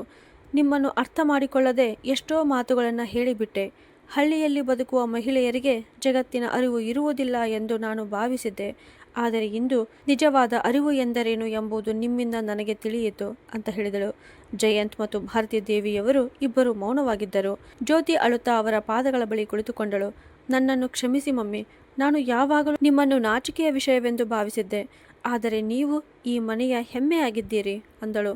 ಕೊಠಡಿಯಲ್ಲಿ ಕೆಲ ಕ್ಷಣ ಮೌನ ಆವರಿಸಿತು. ನಂತರ ಭಾರತೀ ದೇವಿಯವರು ನಿಧಾನವಾಗಿ ಅವಳ ತಲೆಯನ್ನು ಎತ್ತಿದರು. ಅವರ ಕಣ್ಣಲ್ಲೂ ಕಣ್ಣೀರು ಇದ್ದಿತು. ಆದರೆ ಮುಖದಲ್ಲಿ ಅದೇ ಹಳೆಯ ತಾಯಿಯ ಮಮತೆ ಕಾಣಿಸುತ್ತಿತ್ತು. ಅವರು ಮೃದುವಾದ ಧ್ವನಿಯಲ್ಲಿ, ತಪ್ಪು ಎನ್ನುವುದು ಮನುಷ್ಯರಿಂದಲೇ ಆಗುತ್ತದೆ ಸೊಸೆ. ಆದರೆ ಪ್ರತಿಯೊಬ್ಬರಿಗೂ ತಮ್ಮ ತಪ್ಪು ಅರ್ಥವಾಗುವುದಿಲ್ಲ. ನಿನಗೆ ಅದು ಅರ್ಥವಾಗಿದೆ. ಅದೇ ತುಂಬ ದೊಡ್ಡ ವಿಷಯ ಅಂತ ಹೇಳಿದರು. ಇದನ್ನು ಕೇಳುತ್ತಿದ್ದಂತೆಯೇ ಜ್ಯೋತಿ ಬಿಕ್ಕಿ ಬಿಕ್ಕಿ ಅಳತೊಡಗಿದಳು. ಬಹುಶಃ ತನ್ನ ಜೀವನದಲ್ಲಿ ಮೊದಲ ಬಾರಿಗೆ ಅವಳು ಅಹಂಕಾರ ಕರಗಿದ ಕಣ್ಣೀರು ಸುರಿಸುತ್ತಿದ್ದಳು.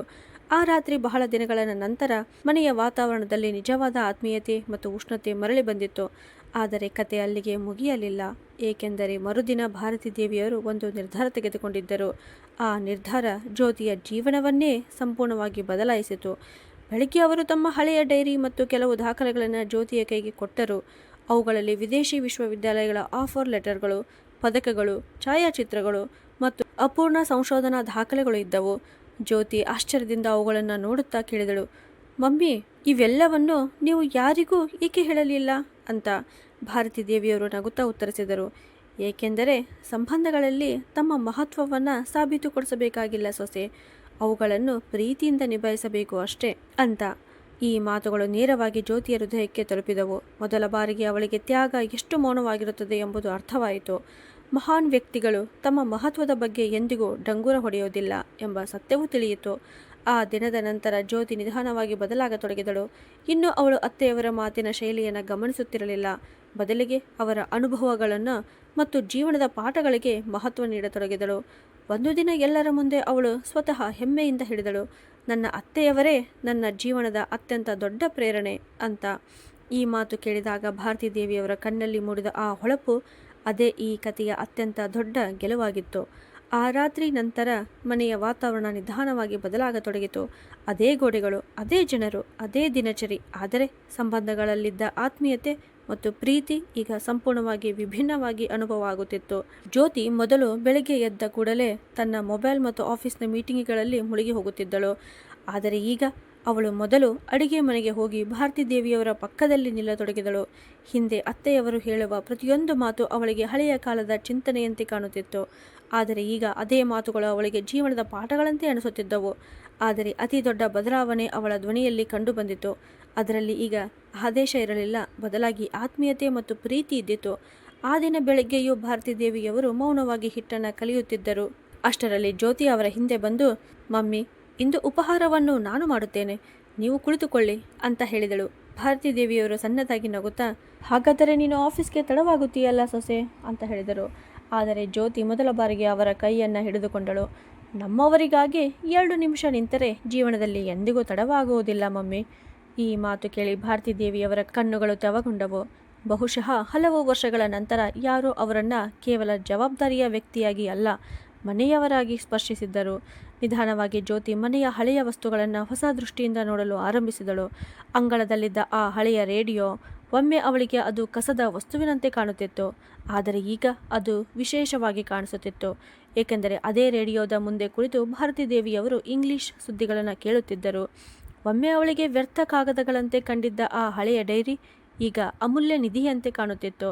ಒಂದು ದಿನ ಆಫೀಸ್ನಿಂದ ಹಿಂತಿರುಗುವಾಗ ಜ್ಯೋತಿ ಒಂದು ಸುಂದರ ಬ್ಯಾಗನ್ನು ತಂದುಕೊಂಡು ಬಂದಳು. ಅವಳು ಅದನ್ನು ಭಾರತಿ ದೇವಿಯವರ ಮುಂದೆ ಇಟ್ಟು, ಮಮ್ಮಿ, ಇದನ್ನು ತೆರೆಯಿರಿ ಅಂದಳು. ಅದರೊಳಗೆ ಹೊಸ ಲ್ಯಾಪ್ಟಾಪ್ ಇದ್ದಿತು. ಭಾರತಿ ದೇವಿಯವರು ಆಶ್ಚರ್ಯದಿಂದ, ಇದು ನನಗಾಗಿಯೇನಾ ಸೊಸೆ ಅಂತ ಕೇಳಿದರು.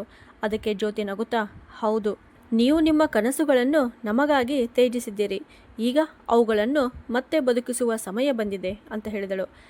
ಭಾರತಿ ದೇವಿಯವರು ಕೆಲ ಕ್ಷಣ ಆ ಲ್ಯಾಪ್ಟಾಪ್ನ ಪರದೆಯನ್ನು ನೋಡುತ್ತಲೇ ಇದ್ದರು. ಅವರ ಬೆರಳುಗಳು ಸ್ವಲ್ಪ ನಡುಗುತ್ತಿದ್ದವು. ಎಷ್ಟೋ ವರ್ಷಗಳ ನಂತರ ಯಾರೋ ಅವರೊಳಗೆ ಅಡಗಿದ್ದ ಆ ಕನಸುಗಳ ಮಹಿಳೆಯನ್ನು ಗುರುತಿಸಿದ್ದರು. ಕುಟುಂಬದ ಜವಾಬ್ದಾರಿಗಳ ಅಡಿಯಲ್ಲಿ ಎಲ್ಲೋ ಮರೆಯಾಗಿದ್ದ ಆ ವ್ಯಕ್ತಿತ್ವವನ್ನು ಭಾರತಿ ದೇವಿ ಮತ್ತೆ ಕಂಡುಕೊಂಡಿದ್ದರು. ಅವರು ನಿಧಾನ ಸ್ವರದಲ್ಲಿ, ಆದರೆ ಈಗ ಈ ವಯಸ್ಸಿನಲ್ಲಿ ಅಂತ ಹೇಳುವಷ್ಟರಲ್ಲಿ ತಕ್ಷಣ ಜ್ಯೋತಿ, ಕನಸುಗಳಿಗೆ ವಯಸ್ಸೆಂಬುದೇ ಇರುವುದಿಲ್ಲ ಮಮ್ಮಿ ಅಂತ ಹೇಳಿದಳು. ಅದೇ ಸಂಜೆ ಜ್ಯೋತಿ ಅವರಿಗೆ ಭಾಷೆ ಮತ್ತು ಸಾಂಸ್ಕೃತಿಕ ಸಂಬಂಧಿಸಿದ ಒಂದು ಆನ್ಲೈನ್ ಕಾರ್ಯಕ್ರಮವನ್ನು ಹುಡುಕಿಕೊಟ್ಟಳು. ಅದರಲ್ಲಿಯೂ ಅವರ ಹೆಸರನ್ನು ನೋಂದಾಯಿಸಿದಳು. ಒಮ್ಮೆ ತನ್ನ ಅತ್ತೆಯನ್ನು ಅತಿಥಿಗಳಿಂದ ದೂರ ಇಡಲು ಬಯಸಿದ್ದ ಅದೇ ಸೊಸೆ ಇಂದು ಅವರನ್ನು ಜಗತ್ತಿನ ಮುಂದೆ ತರುವ ಪ್ರಯತ್ನ ಮಾಡುತ್ತಿದ್ದಾಳೆ ಎಂಬುದನ್ನು ಭಾರತಿ ದೇವಿಯವರಿಗೆ ನಂಬಲು ಸಾಧ್ಯ ಆಗುತ್ತಿರಲಿಲ್ಲ. ಆದರೆ ಜೀವನವು ಬಹುಶಃ ಅವರಿಬ್ಬರ ಸಂಬಂಧವನ್ನು ಇನ್ನಷ್ಟು ಗಾಢಗೊಳಿಸಲು ಬಯಸುತ್ತಿತ್ತು. ಕೆಲವು ದಿನಗಳ ನಂತರ ಜ್ಯೋತಿಯ ಆಫೀಸ್ನಲ್ಲಿ ಒಂದು ದೊಡ್ಡ ಸಾಂಸ್ಕೃತಿಕ ಕಾರ್ಯಕ್ರಮವನ್ನು ಏರ್ಪಡಿಸಲಾಯಿತು. ವಿವಿಧ ದೇಶಗಳಿಂದ ಜನರು ಬರಲಿದ್ದರು. ಆದರೆ ಏಕಾಏಕಿ ಕಾರ್ಯಕ್ರಮದ ನಿರೂಪಕರು ಬರಲು ನಿರಾಕರಿಸಿದರು. ಇದರಿಂದ ಕಂಪನಿಯಲ್ಲಿ ಗೊಂದಲ ಉಂಟಾಯಿತು. ಜ್ಯೋತಿ ತುಂಬ ಚಿಂತಿತಳಾಗಿದ್ದಳು. ಅಷ್ಟರಲ್ಲಿ ಅವಳ ಮನಸ್ಸಿನಲ್ಲಿ ಒಂದು ಯೋಚನೆ ಮೂಡಿತು. ಅವಳು ಹಿಂಜರಿಯುತ್ತಾ ಹೇಳಿದಳು, ಒಂದು ವೇಳೆ ಮಮ್ಮಿ ಒಪ್ಪಿದರೆ ಅಂತ. ಮೊದಲು ಎಲ್ಲರೂ ಆಶ್ಚರ್ಯಪಟ್ಟರು, ಆದರೆ ಪರಿಸ್ಥಿತಿಯ ಒತ್ತಡದಿಂದ ಒಪ್ಪಿಕೊಳ್ಳಲೇಬೇಕಾಯಿತು. ಕಾರ್ಯಕ್ರಮದ ದಿನ ಭಾರತಿ ದೇವಿಯವರು ಸರಳವಾದ ಆದರೆ ಅತ್ಯಂತ ಗೌರವಯುತವಾದ ಸೀರೆಯನ್ನು ಧರಿಸಿ ವೇದಿಕೆಗೆ ಬಂದರು. ಆರಂಭದಲ್ಲಿ ಅವರನ್ನು ನೋಡಿ ಎಲ್ಲರೂ ಸಾಮಾನ್ಯ ಮಹಿಳೆ ಎಂದುಕೊಂಡರು. ಆದರೆ ಅವರು ಮಾತನಾಡಲು ಆರಂಭಿಸಿದ ಕ್ಷಣದಿಂದಲೇ ಇಡೀ ಸಭಾಂಗಣ ಮೌನಗೊಂಡಿತು. ಅವರ ಧ್ವನಿಯಲ್ಲಿ ಆತ್ಮವಿಶ್ವಾಸವಿದ್ದಿತು, ಮಾತುಗಳಲ್ಲಿ ಮಧುರತೆ ಇದ್ದಿತು. ಮತ್ತು ಅವರ ಅನುಭವದ ಆಳವು ನೇರವಾಗಿ ಜನರ ಹೃದಯವನ್ನು ತಟ್ಟುತ್ತಿತ್ತು. ಭಾರತೀಯ ಸಾಂಸ್ಕೃತಿಕ, ಕುಟುಂಬದ ಮೌಲ್ಯಗಳು ಮತ್ತು ಸಂಬಂಧಗಳ ಸೌಂದರ್ಯವನ್ನು ಅವರು ಎಷ್ಟು ಅದ್ಭುತವಾಗಿ ವಿವರಿಸಿದರು ಎಂದರೆ ವಿದೇಶಿ ಅತಿಥಿಗಳು ಮಂತ್ರಮುಗ್ಧರಾಗಿ ಕೇಳುತ್ತಲೇ ಇದ್ದರು. ಕಾರ್ಯಕ್ರಮ ಮುಗಿದ ನಂತರ ಬಹಳ ಹೊತ್ತಿನವರೆಗೆ ಚಪ್ಪಾಳೆಗಳ ಸದ್ದು ಸಭಾಂಗಣದಲ್ಲಿ ಪ್ರತಿಧ್ವನಿಸುತ್ತಲೇ ಇದ್ದಿತು. ಜನರ ಮಧ್ಯೆ ನಿಂತಿದ್ದ ಜ್ಯೋತಿ ತನ್ನ ಅತ್ತೆಯವರನ್ನು ನೋಡುತ್ತಿದ್ದಳು. ಅವಳ ಕಣ್ಣಲ್ಲಿ ಹೆಮ್ಮೆಯ ಕಣ್ಣೀರು ತುಂಬಿಕೊಂಡಿತ್ತು. ಅಷ್ಟರಲ್ಲಿ ಅವಳ ಬಾಸ್ ಅವಳ ಬಳಿಗೆ ಬಂದು, ಜ್ಯೋತಿ, ನೀನು ನಿಜವಾಗಿಯೂ ಅದೃಷ್ಟವಂತಳು. ಇಂತಹ ಘನತೆ, ಜ್ಞಾನ ಮತ್ತು ಸೌಮ್ಯತೆ ಹೊಂದಿರುವ ಅತ್ತೆಯವರು ಎಲ್ಲರಿಗೂ ಸಿಗುವುದಿಲ್ಲ ಅಂತ ಹೇಳಿದರು. ಇದನ್ನು ಕೇಳಿ ಜ್ಯೋತಿ ಮುಗುಳ್ನಕ್ಕಳು. ಆ ದಿನ ಕಾರ್ಯಕ್ರಮ ಮುಗಿದ ನಂತರ ಮನೆಗೆ ಹಿಂತಿರುಗುವಾಗ ಕಾರಿನೊಳಗೆ ದೀರ್ಘ ಮೌನ ಆವರಿಸಿತ್ತು. ಸ್ವಲ್ಪ ಹೊತ್ತಿನ ನಂತರ ಜ್ಯೋತಿ ನಿಧಾನ ಸ್ವರದಲ್ಲಿ, ಮಮ್ಮಿ, ನನಗೆ ಒಂದು ಮಗಳು ಹುಟ್ಟಿದರೆ ಅವಳು ನಿಮ್ಮಂತೆ ಬೆಳೆಯಬೇಕು ಎಂದು ನಾನು ಬಯಸುತ್ತೇನೆ ಅಂತ ಹೇಳಿದಳು. ಭಾರತಿ ದೇವಿಯವರು ಅವಳ ಕಡೆ ನೋಡಿದರು. ಅವರ ಕಣ್ಣಿನಲ್ಲಿ ಒಂದು ವಿಶೇಷ ಹೊಳಪು ಇದ್ದಿತು. ಆ ಹೊಳಪಿನಲ್ಲಿ ಹಲವು ವರ್ಷಗಳ ನಿರ್ಲಕ್ಷ್ಯದ ನಂತರ ದೊರೆತ ಗೌರವ ಸ್ಪಷ್ಟವಾಗಿ ಕಾಣಿಸುತ್ತಿತ್ತು. ಕಾಲ ನಿಧಾನವಾಗಿ ಮುಂದೆ ಸಾಗುತ್ತಿತ್ತು. ಈಗ ಮನೆಯಲ್ಲಿ ಮೊದಲಿನಂತಹ ಕಹಿ ವಾತಾವರಣ ಇರಲಿಲ್ಲ. ಜ್ಯೋತಿ ಮತ್ತು ಭಾರತಿ ದೇವಿಯವರ ಸಂಬಂಧಕ್ಕೆ ಹೊಸ ಆರಂಭ ದೊರೆತಿತ್ತು. ಆದರೆ ಜೀವನವು ಅನೇಕ ಬಾರಿ ಅತ್ಯಂತ ಸುಂದರ ಕ್ಷಣಗಳನ್ನು ಕೊಡುವ ಮೊದಲು ಮನುಷ್ಯನನ್ನು ಪರೀಕ್ಷಿಸುತ್ತದೆ. ಆ ದಿನ ಸಂಜೆ ಏಕಾಏಕಿ ಭಾರೀ ಮಳೆ ಆರಂಭವಾಗಿತ್ತು. ಜಯಂತ್ ಇನ್ನೂ ಆಫೀಸ್ನಿಂದ ಮನೆಗೆ ಬಂದಿರಲಿಲ್ಲ. ಜ್ಯೋತಿ ಬಾಲ್ಕನಿಯಲ್ಲಿ ನಿಂತು ಅವನಿಗಾಗಿ ಕಾಯುತ್ತಿದ್ದಳು. ಅಷ್ಟರಲ್ಲಿ ಭಾರತಿ ದೇವಿಯವರು ತಮ್ಮ ಕೊಠಡಿಯಲ್ಲಿ ಹಳೆಯ ದಾಖಲೆಗಳು ಮತ್ತು ಕಡತಗಳನ್ನು ಜೋಡಿಸುತ್ತಿರುವುದು ಅವಳ ಕಣ್ಣಿಗೆ ಬಿದ್ದಿತು. ಅವರ ಮುಖದಲ್ಲಿ ಸಣ್ಣ ಆತಂಕ ಕಾಣಿಸುತ್ತಿತ್ತು. ಜ್ಯೋತಿ ಒಳಗೆ ಹೋಗಿ, ಮಮ್ಮಿ, ಎಲ್ಲವೂ ಸರಿ ಇದೆಯಾ ಅಂತ ಕೇಳಿದಳು. ಭಾರತಿ ದೇವಿಯವರು ಕೆಲವು ಕ್ಷಣ ಮೌನವಾಗಿದ್ದರು. ನಂತರ ನಿಧಾನ ಸ್ವರದಲ್ಲಿ, ಏನಿಲ್ಲ ಸೊಸೆ, ಕೆಲವು ಹಳೆಯ ಸಾಲದ ದಾಖಲೆಗಳು ಅಂತ ಹೇಳಿದರು. ಜ್ಯೋತಿ ಆಶ್ಚರ್ಯಗೊಂಡಳು. ಸಾಲವಾ? ಈ ಪದವನ್ನು ಅವಳು ಮೊದಲ ಬಾರಿಗೆ ಕೇಳುತ್ತಿದ್ದಳು. ನಂತರ ನಿಧಾನವಾಗಿ ಭಾರತಿ ದೇವಿಯವರು ವರ್ಷಗಳ ಕಾಲ ಎಲ್ಲರಿಂದಲೂ ಮುಚ್ಚಿಟ್ಟಿದ್ದ ಸತ್ಯವನ್ನು ಹೇಳತೊಡಗಿದರು. ಜಯಂತ್ ಚಿಕ್ಕವನಿದ್ದಾಗಲೇ ಅವನ ತಂದೆ ಅಕಾಲಿಕವಾಗಿ ಮೃತಪಟ್ಟಿದ್ದರು. ಆ ಸಮಯದಲ್ಲಿ ಮನೆಯ ಖರ್ಚು ನಡೆಸಲು ಕೂಡ ಹಣ ಇರಲಿಲ್ಲ. ಸಂಬಂಧಿಕರು ಸಹಾಯ ಮಾಡುವುದಾಗಿ ಹೇಳಿದ್ದರು. ಆದರೆ ಸಮಯ ಕಳೆದಂತೆ ಎಲ್ಲರೂ ದೂರವಾದರು. ಅದೇ ಸಮಯದಲ್ಲಿ ಜಯಂತ್ಗೆ ದೊಡ್ಡ ಶಸ್ತ್ರಚಿಕಿತ್ಸೆಯ ಅಗತ್ಯವಿದ್ದಿತು. ವೈದ್ಯರು ಸ್ಪಷ್ಟವಾಗಿ ಹೇಳಿದ್ದರು, ಸರಿಯಾದ ಸಮಯದಲ್ಲಿ ಚಿಕಿತ್ಸೆ ಕೊಡಿಸದಿದ್ದರೆ ಮಗುವಿನ ಜೀವಕ್ಕೆ ಅಪಾಯವಾಗಬಹುದು ಅಂತ. ಭಾರತಿ ದೇವಿಯವರ ಬಳಿ ಹಣ ಇರಲಿಲ್ಲ.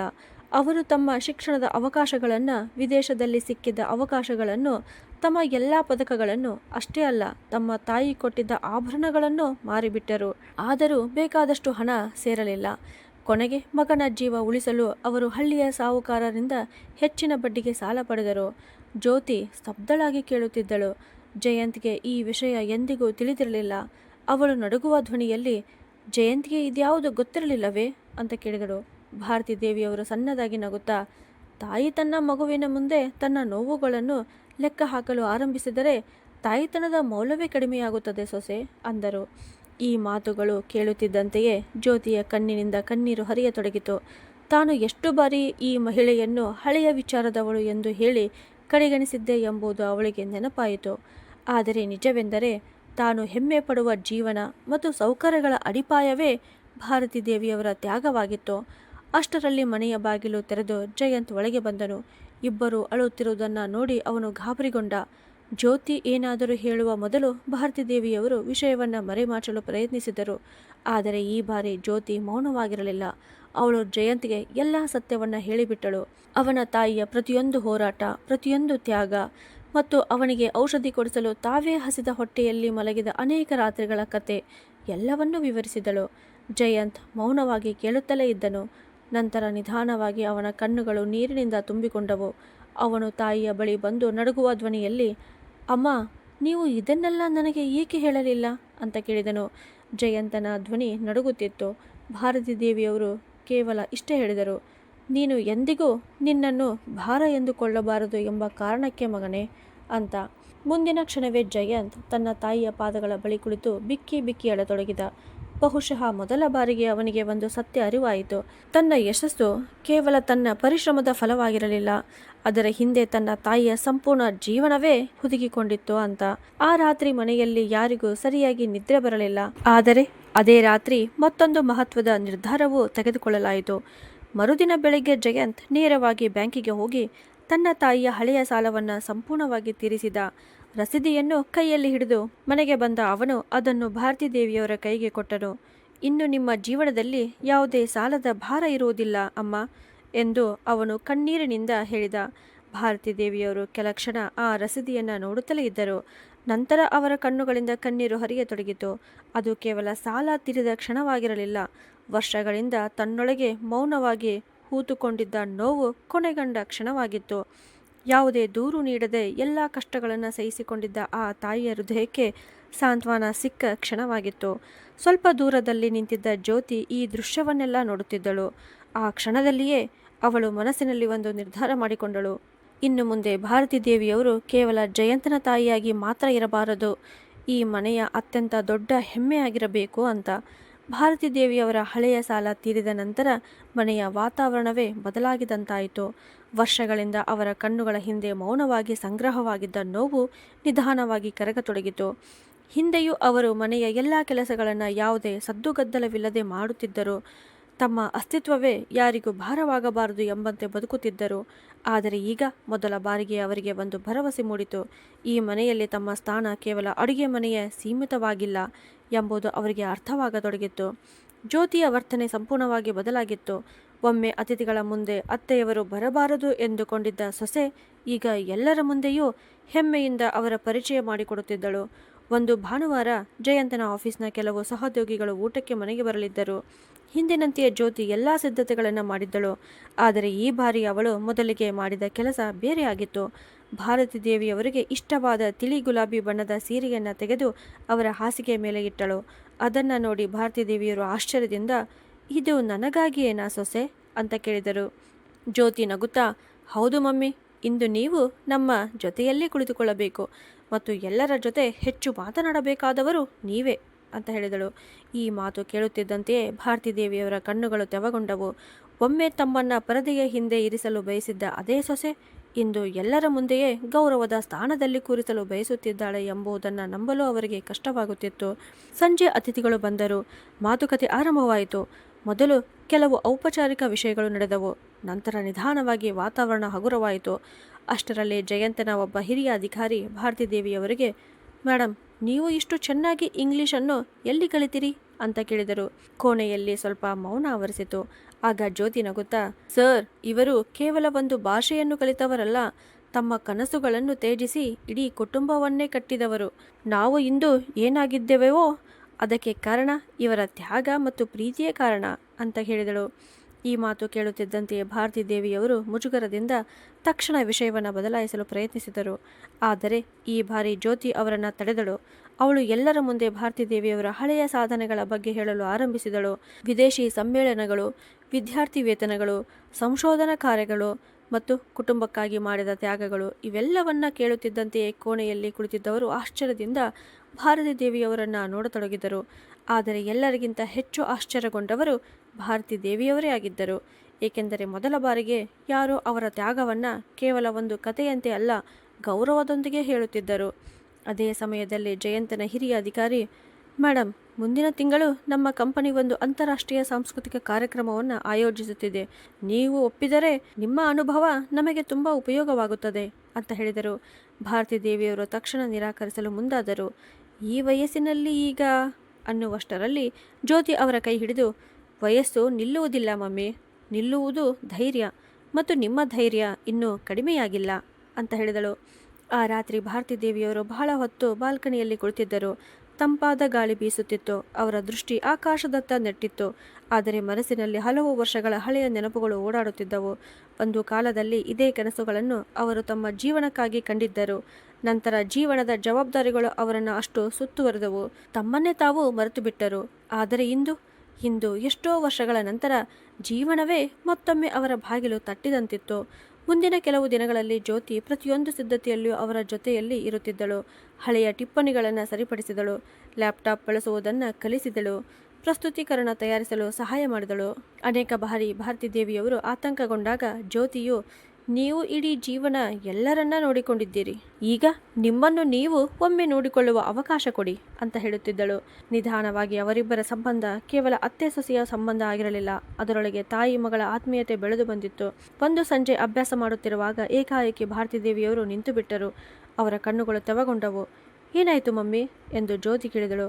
ಭಾರತಿ ದೇವಿಯವರು ನಡುಗುವ ಧ್ವನಿಯಲ್ಲಿ, ಇಂದು ನನ್ನ ಗಂಡ ಬದುಕಿದ್ದರೆ ಬಹುಶಃ ತುಂಬ ಸಂತೋಷ ಪಡುತ್ತಿದ್ದರು ಅಂತ ಹೇಳಿದರು. ಜ್ಯೋತಿ ಏನು ಮಾತನಾಡಲಿಲ್ಲ. ಮೌನವಾಗಿ ಅವರ ಕೈ ಹಿಡಿದುಕೊಂಡಳು. ಆ ಸ್ಪರ್ಶದಲ್ಲಿ ಗೌರವವೂ ಇದ್ದಿತು, ಆತ್ಮೀಯತೆಯೂ ಇದ್ದಿತು ಮತ್ತು ಒಂದು ವಾಗ್ದಾನವೂ ಇದ್ದಿತು. ಇನ್ನು ಮುಂದೆ ಅವರನ್ನು ಎಂದಿಗೂ ಒಂಟಿಯಾಗಿ ಭಾವಿಸಲು ಬಿಡುವುದಿಲ್ಲ ಎಂಬ ವಾಗ್ದಾನ. ಆದರೆ ಜೀವನವು ಇನ್ನೂ ಅವರಿಗಾಗಿ ಒಂದು ದೊಡ್ಡ ತಿರುವು ಉಳಿಸಿಕೊಂಡಿತ್ತು. ಏಕೆಂದರೆ ಭಾರತಿ ದೇವಿಯವರು ಹೋಗಬೇಕಿದ್ದ ಆ ಕಾರ್ಯಕ್ರಮದಲ್ಲಿ ಅವರ ಭೂತಕಾಲಕ್ಕೆ ಸಂಬಂಧಿಸಿದ ಒಬ್ಬ ವ್ಯಕ್ತಿಯನ್ನು ಅವರು ಭೇಟಿಯಾಗಲಿದ್ದರು. ಆ ವ್ಯಕ್ತಿಯನ್ನು ಕಂಡ ಕ್ಷಣದಲ್ಲಿ ಅವರ ಕಾಲಿನ ಕೆಳಗಿನ ನೆಲವೇ ಜಾರಿ ಹೋಗುವಂತಾಗಬೇಕಿತ್ತು. ಕೊನೆಗೂ ಅಂತಾರಾಷ್ಟ್ರೀಯ ಸಾಂಸ್ಕೃತಿಕ ಕಾರ್ಯಕ್ರಮದ ದಿನ ಬಂದಿತು. ನಗರದ ಅತಿ ದೊಡ್ಡ ಸಭಾಂಗಣವನ್ನು ಅತ್ಯಂತ ಸುಂದರವಾಗಿ ಅಲಂಕರಿಸಲಾಗಿತ್ತು. ವಿವಿಧ ದೇಶಗಳಿಂದ ಬಂದ ಅತಿಥಿಗಳು, ಮಾಧ್ಯಮಗಳ ಕ್ಯಾಮ್ರಾಗಳು, ಮಿನುಗುವ ಬೆಳಕುಗಳು ಮತ್ತು ವೇದಿಕೆಯ ಮೇಲಿದ್ದ ದೊಡ್ಡ ಪರದೆ ಎಲ್ಲವೂ ಯಾವುದೋ ದೊಡ್ಡ ಗೌರವ ಸಮಾರಂಭದ ವಾತಾವರಣವನ್ನು ಸೃಷ್ಟಿಸುತ್ತಿದ್ದವು. ಆ ದಿನ ಬೆಳಗ್ಗಿನಿಂದಲೇ ಜ್ಯೋತಿ ಭಾರತಿ ದೇವಿಯವರ ಜೊತೆಗೆ ಇದ್ದಳು. ಅವಳೇ ಸ್ವತಃ ಅವರ ಸೀರೆಯ ಪಿನ್ ಸರಿಪಡಿಸಿದಳು, ಕೂದಲನ್ನು ಅಚ್ಚುಕಟ್ಟಾಗಿ ಜೋಡಿಸಿದಳು. ನಂತರ ನಗುತ್ತಾ, ಇಂದು ನಿಮ್ಮನ್ನು ನೋಡಿ ಎಲ್ಲರಿಗೂ ನಿಜವಾದ ಘನತೆ ಎಂದರೇನು ಎಂಬುದು ಅರ್ಥವಾಗುತ್ತದೆ ಮಮ್ಮಿ ಅಂತ ಹೇಳಿದಳು. ಭಾರತಿ ದೇವಿಯವರು ಸಣ್ಣದಾಗಿ ಮುಗುಳ್ನಕ್ಕರು. ಆದರೆ ಅವರ ಮುಖದಲ್ಲಿ ಆತಂಕ ಸ್ಪಷ್ಟವಾಗಿ ಕಾಣಿಸುತ್ತಿತ್ತು. ಎಷ್ಟೋ ವರ್ಷಗಳ ನಂತರ ಮತ್ತೆ ಒಂದು ದೊಡ್ಡ ವೇದಿಕೆಯ ಮೇಲೆ ನಿಲ್ಲುವುದು ಅವರಿಗೆ ಸುಲಭವಾಗಿರಲಿಲ್ಲ. ಕಾರ್ಯಕ್ರಮ ಆರಂಭವಾಯಿತು. ಒಬ್ಬರ ನಂತರ ಒಬ್ಬರು ಭಾಷಣಕಾರರು ವೇದಿಕೆಗೆ ಬಂದರು. ನಂತರ ನಿರೂಪಕರು ಮುಂದಿನ ಹೆಸರನ್ನು ಘೋಷಿಸಿದರು. ಭಾರತೀಯ ಸಾಂಸ್ಕೃತಿಕ ಮತ್ತು ಭಾಷೆಯ ಕುರಿತು ವಿಶೇಷ ಉಪನ್ಯಾಸ ನೀಡಲು ಶ್ರೀಮತಿ ಭಾರತಿ ದೇವಿಯವರನ್ನು ಆಹ್ವಾನಿಸುತ್ತೇವೆ ಅಂತ. ಇಡೀ ಸಭಾಂಗಣ ಚಪ್ಪಾಳೆಗಳ ಸದ್ದಿನಿಂದ ಮೊಳಗಿತು. ಜ್ಯೋತಿ ಮತ್ತು ಜಯಂತ್ ಹೆಮ್ಮೆಯಿಂದ ಅವರನ್ನು ನೋಡುತ್ತಾ ನಿಂತಿದ್ದರು. ಭಾರತಿ ದೇವಿಯವರು ನಿಧಾನವಾಗಿ ವೇದಿಕೆಯತ್ತ ಸಾಗಿದರು. ಆರಂಭದಲ್ಲಿ ಅವರ ಧ್ವನಿ ಸ್ವಲ್ಪ ನಡುಗಿತು. ಆದರೆ ಕೆಲವೇ ಕ್ಷಣಗಳಲ್ಲಿ ಅವರ ಹಳೆಯ ಆತ್ಮವಿಶ್ವಾಸ ಮರಳಿ ಬಂದಿತು. ಅವರು ಭಾರತೀಯ ಕುಟುಂಬಗಳ ಶಕ್ತಿ, ಸಂಬಂಧಗಳ ಆಳ ಮತ್ತು ಭಾಷೆಯ ಹಿಂದೆ ಅಡಗಿರುವ ಭಾವನೆಗಳ ಬಗ್ಗೆ ಎಷ್ಟು ಸುಂದರವಾಗಿ ಮಾತನಾಡಿದರು ಎಂದರೆ ಇಡೀ ಸಭಾಂಗಣ ಮಂತ್ರಮುಗ್ಧವಾಗಿ ಕೇಳುತ್ತಿತ್ತು. ಅನೇಕ ವಿದೇಶಿ ಅತಿಥಿಗಳು ಅವರ ಭಾಷಣವನ್ನು ತಮ್ಮ ಮೊಬೈಲ್ನಲ್ಲಿ ದಾಖಲಿಸಿಕೊಳ್ಳಲು ಆರಂಭಿಸಿದರು.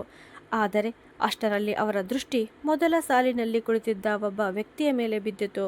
ಅವರ ಮಾತುಗಳು ಏಕಾಏಕಿ ನಿಂತು ಹೋದವು. ಮುಖದ ಬಣ್ಣ ಬದಲಾಯಿತು. ಕೈಗಳು ಸ್ವಲ್ಪ ನಡುಗತೊಡಗಿದವು. ಜ್ಯೋತಿ ಗಾಬರಿಗೊಂಡಳು. ತನ್ನ ಅತ್ತೆಯವರನ್ನು ಇಷ್ಟು ಅಸ್ವಸ್ಥ ಸ್ಥಿತಿಯಲ್ಲಿ ಅವಳು ಎಂದಿಗೂ ನೋಡಿರಲಿಲ್ಲ. ಮುಂಭಾಗದಲ್ಲಿ ಸುಮಾರು 70 ವರ್ಷದ ಒಬ್ಬ ವಿದೇಶಿ ವ್ಯಕ್ತಿ ಕುಳಿತಿದ್ದ. ಅವನು ನಿರಂತರವಾಗಿ ಭಾರತಿ ದೇವಿಯವರನ್ನು ನೋಡುತ್ತಿದ್ದ. ಅವನ ಕಣ್ಣಲ್ಲಿ ಪರಿಚಯವಿತ್ತು ಮತ್ತು ಪಶ್ಚಾತ್ತಾಪವೂ ಇದ್ದಿತು. ಹೇಗೋ ಭಾಷಣ ಮುಗಿಯಿತು. ಚಪ್ಪಾಳೆಗಳು ಮೊಳಗಿದವು. ಜನರು ಎದ್ದು ನಿಂತು ಅವರಿಗೆ ಗೌರವ ಸಲ್ಲಿಸಿದರು. ಆದರೆ ಭಾರತಿ ದೇವಿಯವರ ಮನಸ್ಸು ಬೇರೆಡೆ ಇದ್ದಿತು. ವೇದಿಕೆಯಿಂದ ಇಳಿದ ತಕ್ಷಣ ಅವರು ಬೇಗನೆ ಹಿಂಭಾಗದ ಕೊಠಡಿಗೆ ನಡೆದು ಹೋದರು. ಜ್ಯೋತಿ ಕೂಡಲೇ ಅವರ ಹಿಂದೆ ಓಡಿದಳು. ಮಮ್ಮಿ ಏನಾಯಿತು ಎಂದು ಆತಂಕದಿಂದ ಕೇಳಿದಳು. ಭಾರತಿ ದೇವಿಯವರು ಕೆಲವು ಕ್ಷಣ ಮೌನವಾಗಿದ್ದರು. ನಂತರ ನಿಧಾನ ಸ್ವರದಲ್ಲಿ, ಅವರು ಡೇವಿಡ್ ಅಂತ ಹೇಳಿದರು. ಡೇವಿಡ್? ಯಾರು ಅವರು ಎಂದು ಜ್ಯೋತಿ ಕೇಳಿದಳು. ಭಾರತಿ ದೇವಿಯವರ ಕಣ್ಣುಗಳು ತೆವಗೊಂಡವು. ಬಹಳ ವರ್ಷಗಳ ಹಿಂದೆ ನಾನು ಲಂಡನ್ನಲ್ಲಿ ಓದುತ್ತಿದ್ದಾಗ ಅವನು ನನ್ನ ಸಂಶೋಧನಾ ಸಹಭಾಗಿಯಾಗಿದ್ದ ಅಂದರು. ಜ್ಯೋತಿ ಮೌನವಾಗಿ ಕೇಳುತ್ತಾ ನಿಂತಳು. ನಾನು ಅಲ್ಲಿಯೇ ಉಳಿಯಬೇಕು ಎಂದು ಅವನು ಬಯಸುತ್ತಿದ್ದ. ನಾವು ಒಟ್ಟಿಗೆ ಸಂಶೋಧನೆ ಮಾಡಬೇಕು ಎಂದು ಅವನ ಆಸೆಯಾಗಿತ್ತು. ಅವನು ನನ್ನನ್ನು ಮದುವೆಯಾಗಲು ಕೂಡ ಕೇಳಿದ್ದ ಅಂತ ಹೇಳಿದಾಗ ಜ್ಯೋತಿ ಆಶ್ಚರ್ಯದಿಂದ ನಿಂತು ಬಿಟ್ಟಳು. ತನ್ನ ಶಾಂತ, ಸರಳ ಮತ್ತು ಮಿತಭಾಷಿ ಅತ್ತೆಯವರ ಭೂತಕಾಲದಲ್ಲಿ ಇಷ್ಟೊಂದು ಆಳವಾದ ಅಧ್ಯಾಯ ಅಡಗಿರಬಹುದು ಎಂದು ಅವಳು ಕನಸಿನಲ್ಲಿಯೂ ಊಹಿಸಿರಲಿಲ್ಲ. ಅವಳು ನಿಧಾನ ಸ್ವರದಲ್ಲಿ, ಹಾಗಿದ್ದರೆ ನೀವು ನಿರಾಕರಿಸಿದ್ದು ಏಕೆ ಅಂತ ಕೇಳಿದಳು. ಭಾರತಿ ದೇವಿಯವರು ಭಾರವಾದ ಧ್ವನಿಯಲ್ಲಿ ಉತ್ತರಿಸಿದರು. ಅದೇ ಸಮಯದಲ್ಲಿ ನಿನ್ನ ಮಾವನ ಆರೋಗ್ಯ ತುಂಬ ಹದಗೆಟ್ಟಿತ್ತು. ಮತ್ತೆ ಕೆಲವೇ ತಿಂಗಳುಗಳಲ್ಲಿ ಅವರು ನಮ್ಮನ್ನು ಬಿಟ್ಟು ಹೋದರು.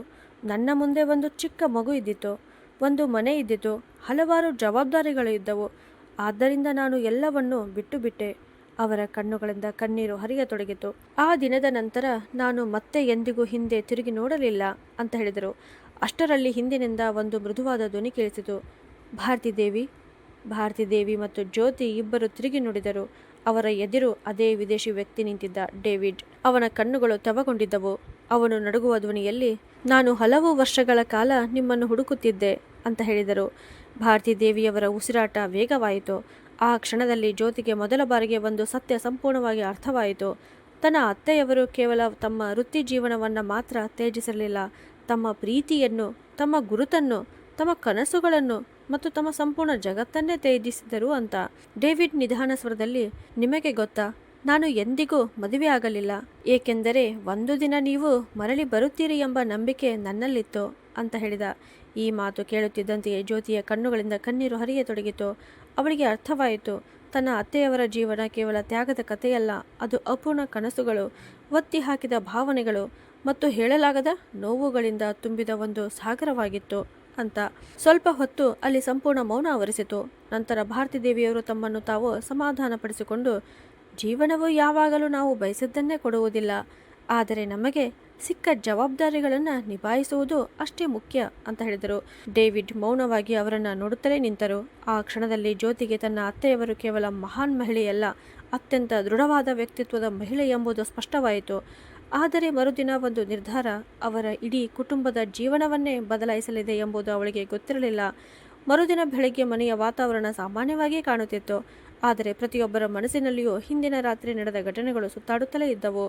ಜ್ಯೋತಿಗೆ ಇಡೀ ರಾತ್ರಿ ಸರಿಯಾಗಿ ನಿದ್ರೆ ಬಂದಿರಲಿಲ್ಲ. ಮತ್ತೆ ಮತ್ತೆ ಅವಳ ಕಣ್ಣ ಮುಂದೆ ಅದೇ ದೃಶ್ಯ ಬರುತ್ತಿತ್ತು. ವೇದಿಕೆ ಹಿಂದೆ ನಿಂತಿದ್ದ ಡೇವಿಡ್ನ ತೆವಗೊಂಡ ಕಣ್ಣುಗಳು ಮತ್ತು ವರ್ಷಗಳ ನೋವನ್ನು ಮರೆಮಾಚಿಕೊಂಡಿದ್ದ ಭಾರತಿ ದೇವಿಯವರ ಶಾಂತ ಮುಖ. ಮೊದಲ ಬಾರಿಗೆ ಅವಳಿಗೆ ಅರ್ಥವಾಯಿತು, ತನ್ನ ಅತ್ತೆಯವರು ಕೇವಲ ಒಬ್ಬ ತಾಯಿಯಲ್ಲ, ಅವರು ತಮ್ಮ ಜೀವನದ ಪ್ರತಿಯೊಂದು ಬಣ್ಣವನ್ನು ಜವಾಬ್ದಾರಿಗಳ ಬೆಂಕಿಯಲ್ಲಿ ಮೌನವಾಗಿ ಸುಟ್ಟು ಹಾಕಿದ ಮಹಿಳೆ ಅಂತ. ಬೆಳಿಗ್ಗೆ ಜ್ಯೋತಿ ಅಡುಗೆ ಮನೆಗೆ ಬಂದಾಗ ಭಾರತಿ ದೇವಿಯವರು ಎಂದಿನಂತೆ ಚಹಾ ತಯಾರಿಸುತ್ತಿದ್ದರು. ಅವರ ಮುಖ ಸಂಪೂರ್ಣ ಸಾಮಾನ್ಯವಾಗಿತ್ತು, ಏನೂ ನಡೆದೇ ಇಲ್ಲ ಎಂಬಂತೆ. ಜ್ಯೋತಿ ಕೆಲವು ಕ್ಷಣ ಅವರನ್ನು ನೋಡುತ್ತಾ ನಿಂತಳು. ನಂತರ ನಿಧಾನ ಸ್ವರದಲ್ಲಿ, ಮಮ್ಮಿ, ನೀವು ಯಾವತ್ತಾದರೂ ನಿಮ್ಮ ಸ್ವಂತ ಜೀವನದ ಬಗ್ಗೆ ಯೋಚಿಸಲಿಲ್ಲವೇ ಅಂತ ಕೇಳಿದಳು. ಭಾರತಿ ದೇವಿಯವರು ಸಣ್ಣದಾಗಿ ನಗುತ್ತಾ ಉತ್ತರಿಸಿದರು, ಪ್ರತಿಯೊಬ್ಬ ಹೆಂಗಸು ಯೋಚಿಸುತ್ತಾಳೆ ಸೊಸೆ, ಆದರೆ ಎಲ್ಲರಿಗೂ ಆ ಅವಕಾಶ ಸಿಗುವುದಿಲ್ಲ ಅಂತ. ಅಷ್ಟರಲ್ಲಿ ಬಾಗಿಲಿನ ಗಂಟೆ ಮೊಳಗಿತು. ಹೊರಗಡೆ ಡೇವಿಡ್ ನಿಂತಿದ್ದರು. ಅವರ ಕೈಯಲ್ಲಿ ಒಂದು ಹಳೆಯ ಫೈಲ್ ಮತ್ತು ಒಂದು ಚಿಕ್ಕ ಪೆಟ್ಟಿಗೆ ಇದ್ದಿತು. ಜಯಂತ್ ಅವರನ್ನು ಒಳಗೆ ಆಹ್ವಾನಿಸಿದ. ಮನೆಯ ವಾತಾವರಣ ಸ್ವಲ್ಪ ವಿಚಿತ್ರವಾಗಿತ್ತು, ಆದರೆ ಡೇವಿಡಿನ ಕಣ್ಣಲ್ಲಿ ಗೌರವ ಮಾತ್ರ ಸ್ಪಷ್ಟವಾಗಿ ಕಾಣುತ್ತಿತ್ತು. ಡೇವಿಡ್ ಕುಳಿತ ತಕ್ಷಣ, ನಾನು ಇಂದು ಇಲ್ಲಿ ಕೇವಲ ಒಂದು ವಿಷಯ ಹೇಳಲು ಬಂದಿದ್ದೇನೆ ಅಂದರು.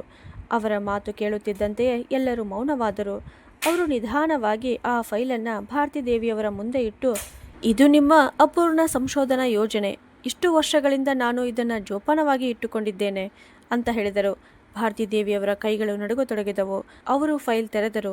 ಒಳಗೆ ಅದೇ ಹಳೆಯ ದಾಖಲೆಗಳು, ಟಿಪ್ಪಣಿಗಳು ಮತ್ತು ಅವರ ಕೈ ಬರಹದಲ್ಲಿ ಬರೆದಿದ್ದ ಆಲೋಚನೆಗಳು ಇದ್ದವು. ಅವುಗಳನ್ನು ಅವರು ವರ್ಷಗಳ ಹಿಂದೆ ಬಿಟ್ಟು ಬಂದಿದ್ದರು. ಅವರ ಕಣ್ಣುಗಳು ತೆವಗೊಂಡವು.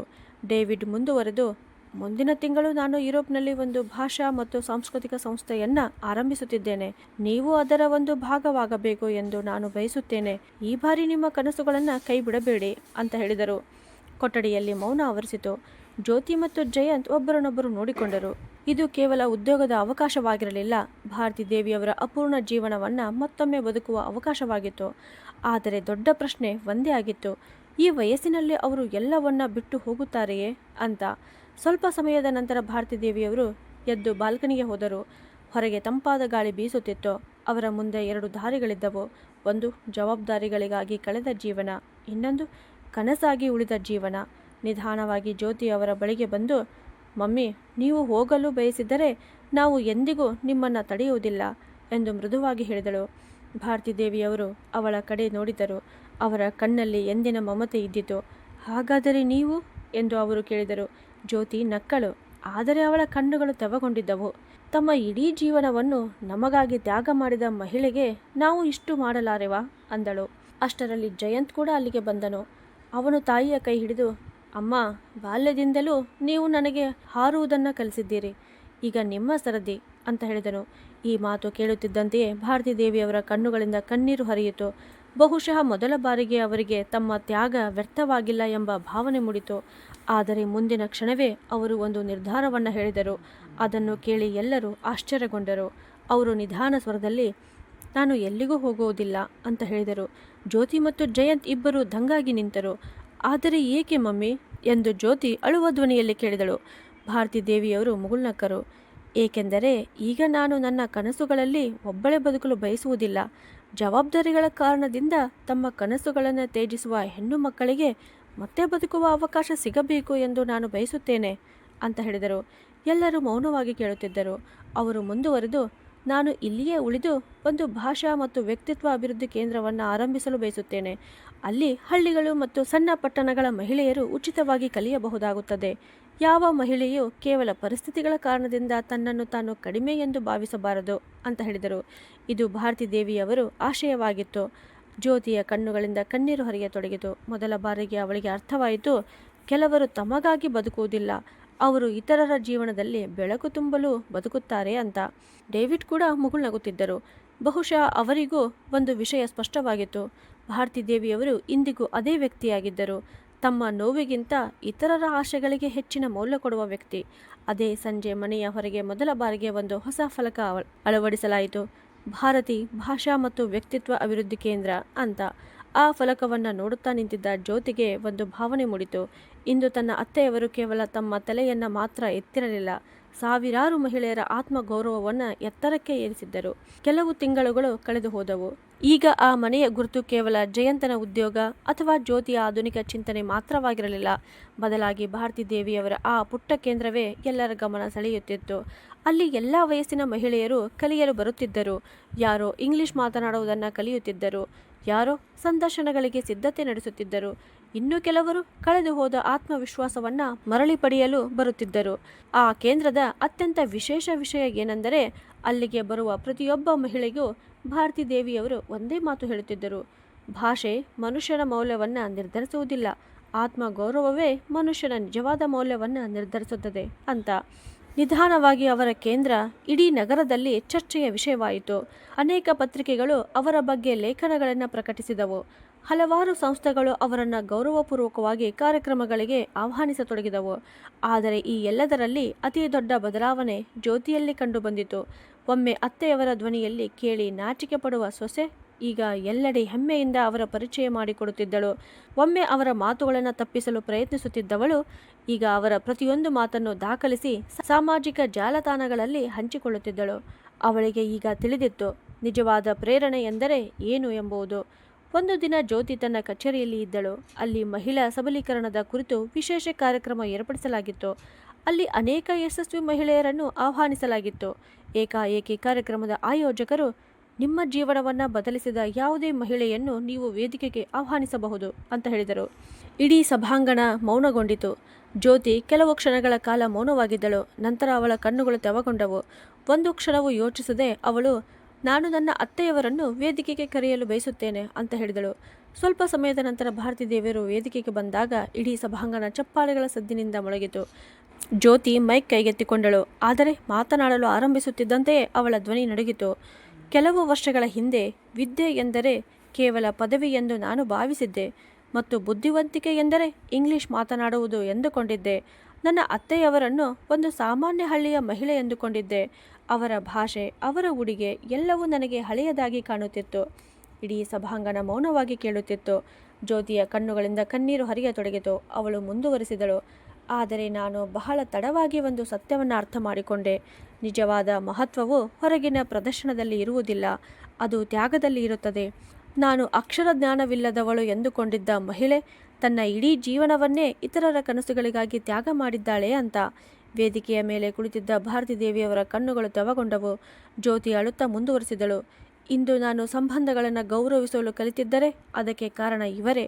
ಇವರು ಕೇವಲ ನನ್ನ ಅತ್ತೆಯವರಲ್ಲ, ನನ್ನ ಜೀವನದ ಅತ್ಯಂತ ದೊಡ್ಡ ಪಾಠ. ಮುಂದಿನ ಕ್ಷಣವೇ ಇಡೀ ಸಭಾಂಗಣ ಎದ್ದು ನಿಂತು ಚಪ್ಪಾಳೆ ತಟ್ಟಲು ಆರಂಭಿಸಿತು.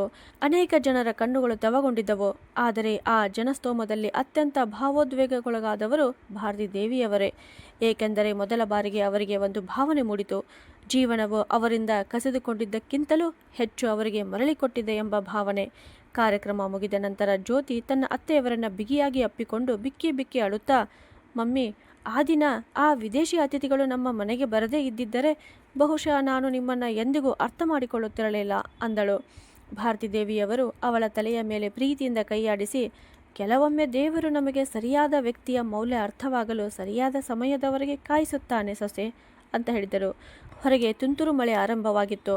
ಮೋಡಗಳ ನಡುವೆ ಸೂರ್ಯನ ಸಣ್ಣ ಕಿರಣಗಳು ಹೊರಬರುತ್ತಿದ್ದವು. ಜ್ಯೋತಿ ಬಾಲ್ಕನಿಯಲ್ಲಿ ನಿಂತು ತನ್ನ ಅತ್ತೆಯವರು ಮಹಿಳೆಯರ ಮಧ್ಯೆ ನಗುತ್ತಾ ಮಾತನಾಡುತ್ತಿರುವುದನ್ನು ನೋಡುತ್ತಿದ್ದಳು. ಅವಳ ಮುಖದಲ್ಲಿ ಅಪಾರ ನೆಮ್ಮದಿ ಕಾಣಿಸುತ್ತಿತ್ತು. ಏಕೆಂದರೆ ಇಂದು ಅವಳಿಗೆ ಒಂದು ದೊಡ್ಡ ಸತ್ಯ ಅರ್ಥವಾಗಿತ್ತು.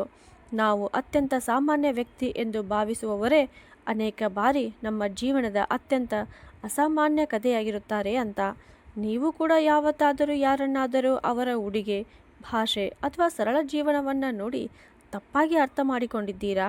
ನಿಮ್ಮ ಅಭಿಪ್ರಾಯವನ್ನು ಕಮೆಂಟ್ನಲ್ಲಿ ಹಂಚಿಕೊಳ್ಳಿ. ಈ ಕತೆ ನಿಮ್ಮ ಹೃದಯವನ್ನು ಸ್ಪರ್ಶಿಸಿದ್ದರೆ ನಮ್ಮ ಚಾನಲ್ಗೆ ಸಬ್ಸ್ಕ್ರೈಬ್ ಮಾಡಲು ಮರೆಯಬೇಡಿ. ಏಕೆಂದರೆ ಕತೆಗಳು ಕೇವಲ ಕೇಳುವುದಕ್ಕಲ್ಲ, ಜೀವನವನ್ನು ಬದಲಾಯಿಸುವುದಕ್ಕೂ ಆಗಿವೆ. ಧನ್ಯವಾದಗಳು.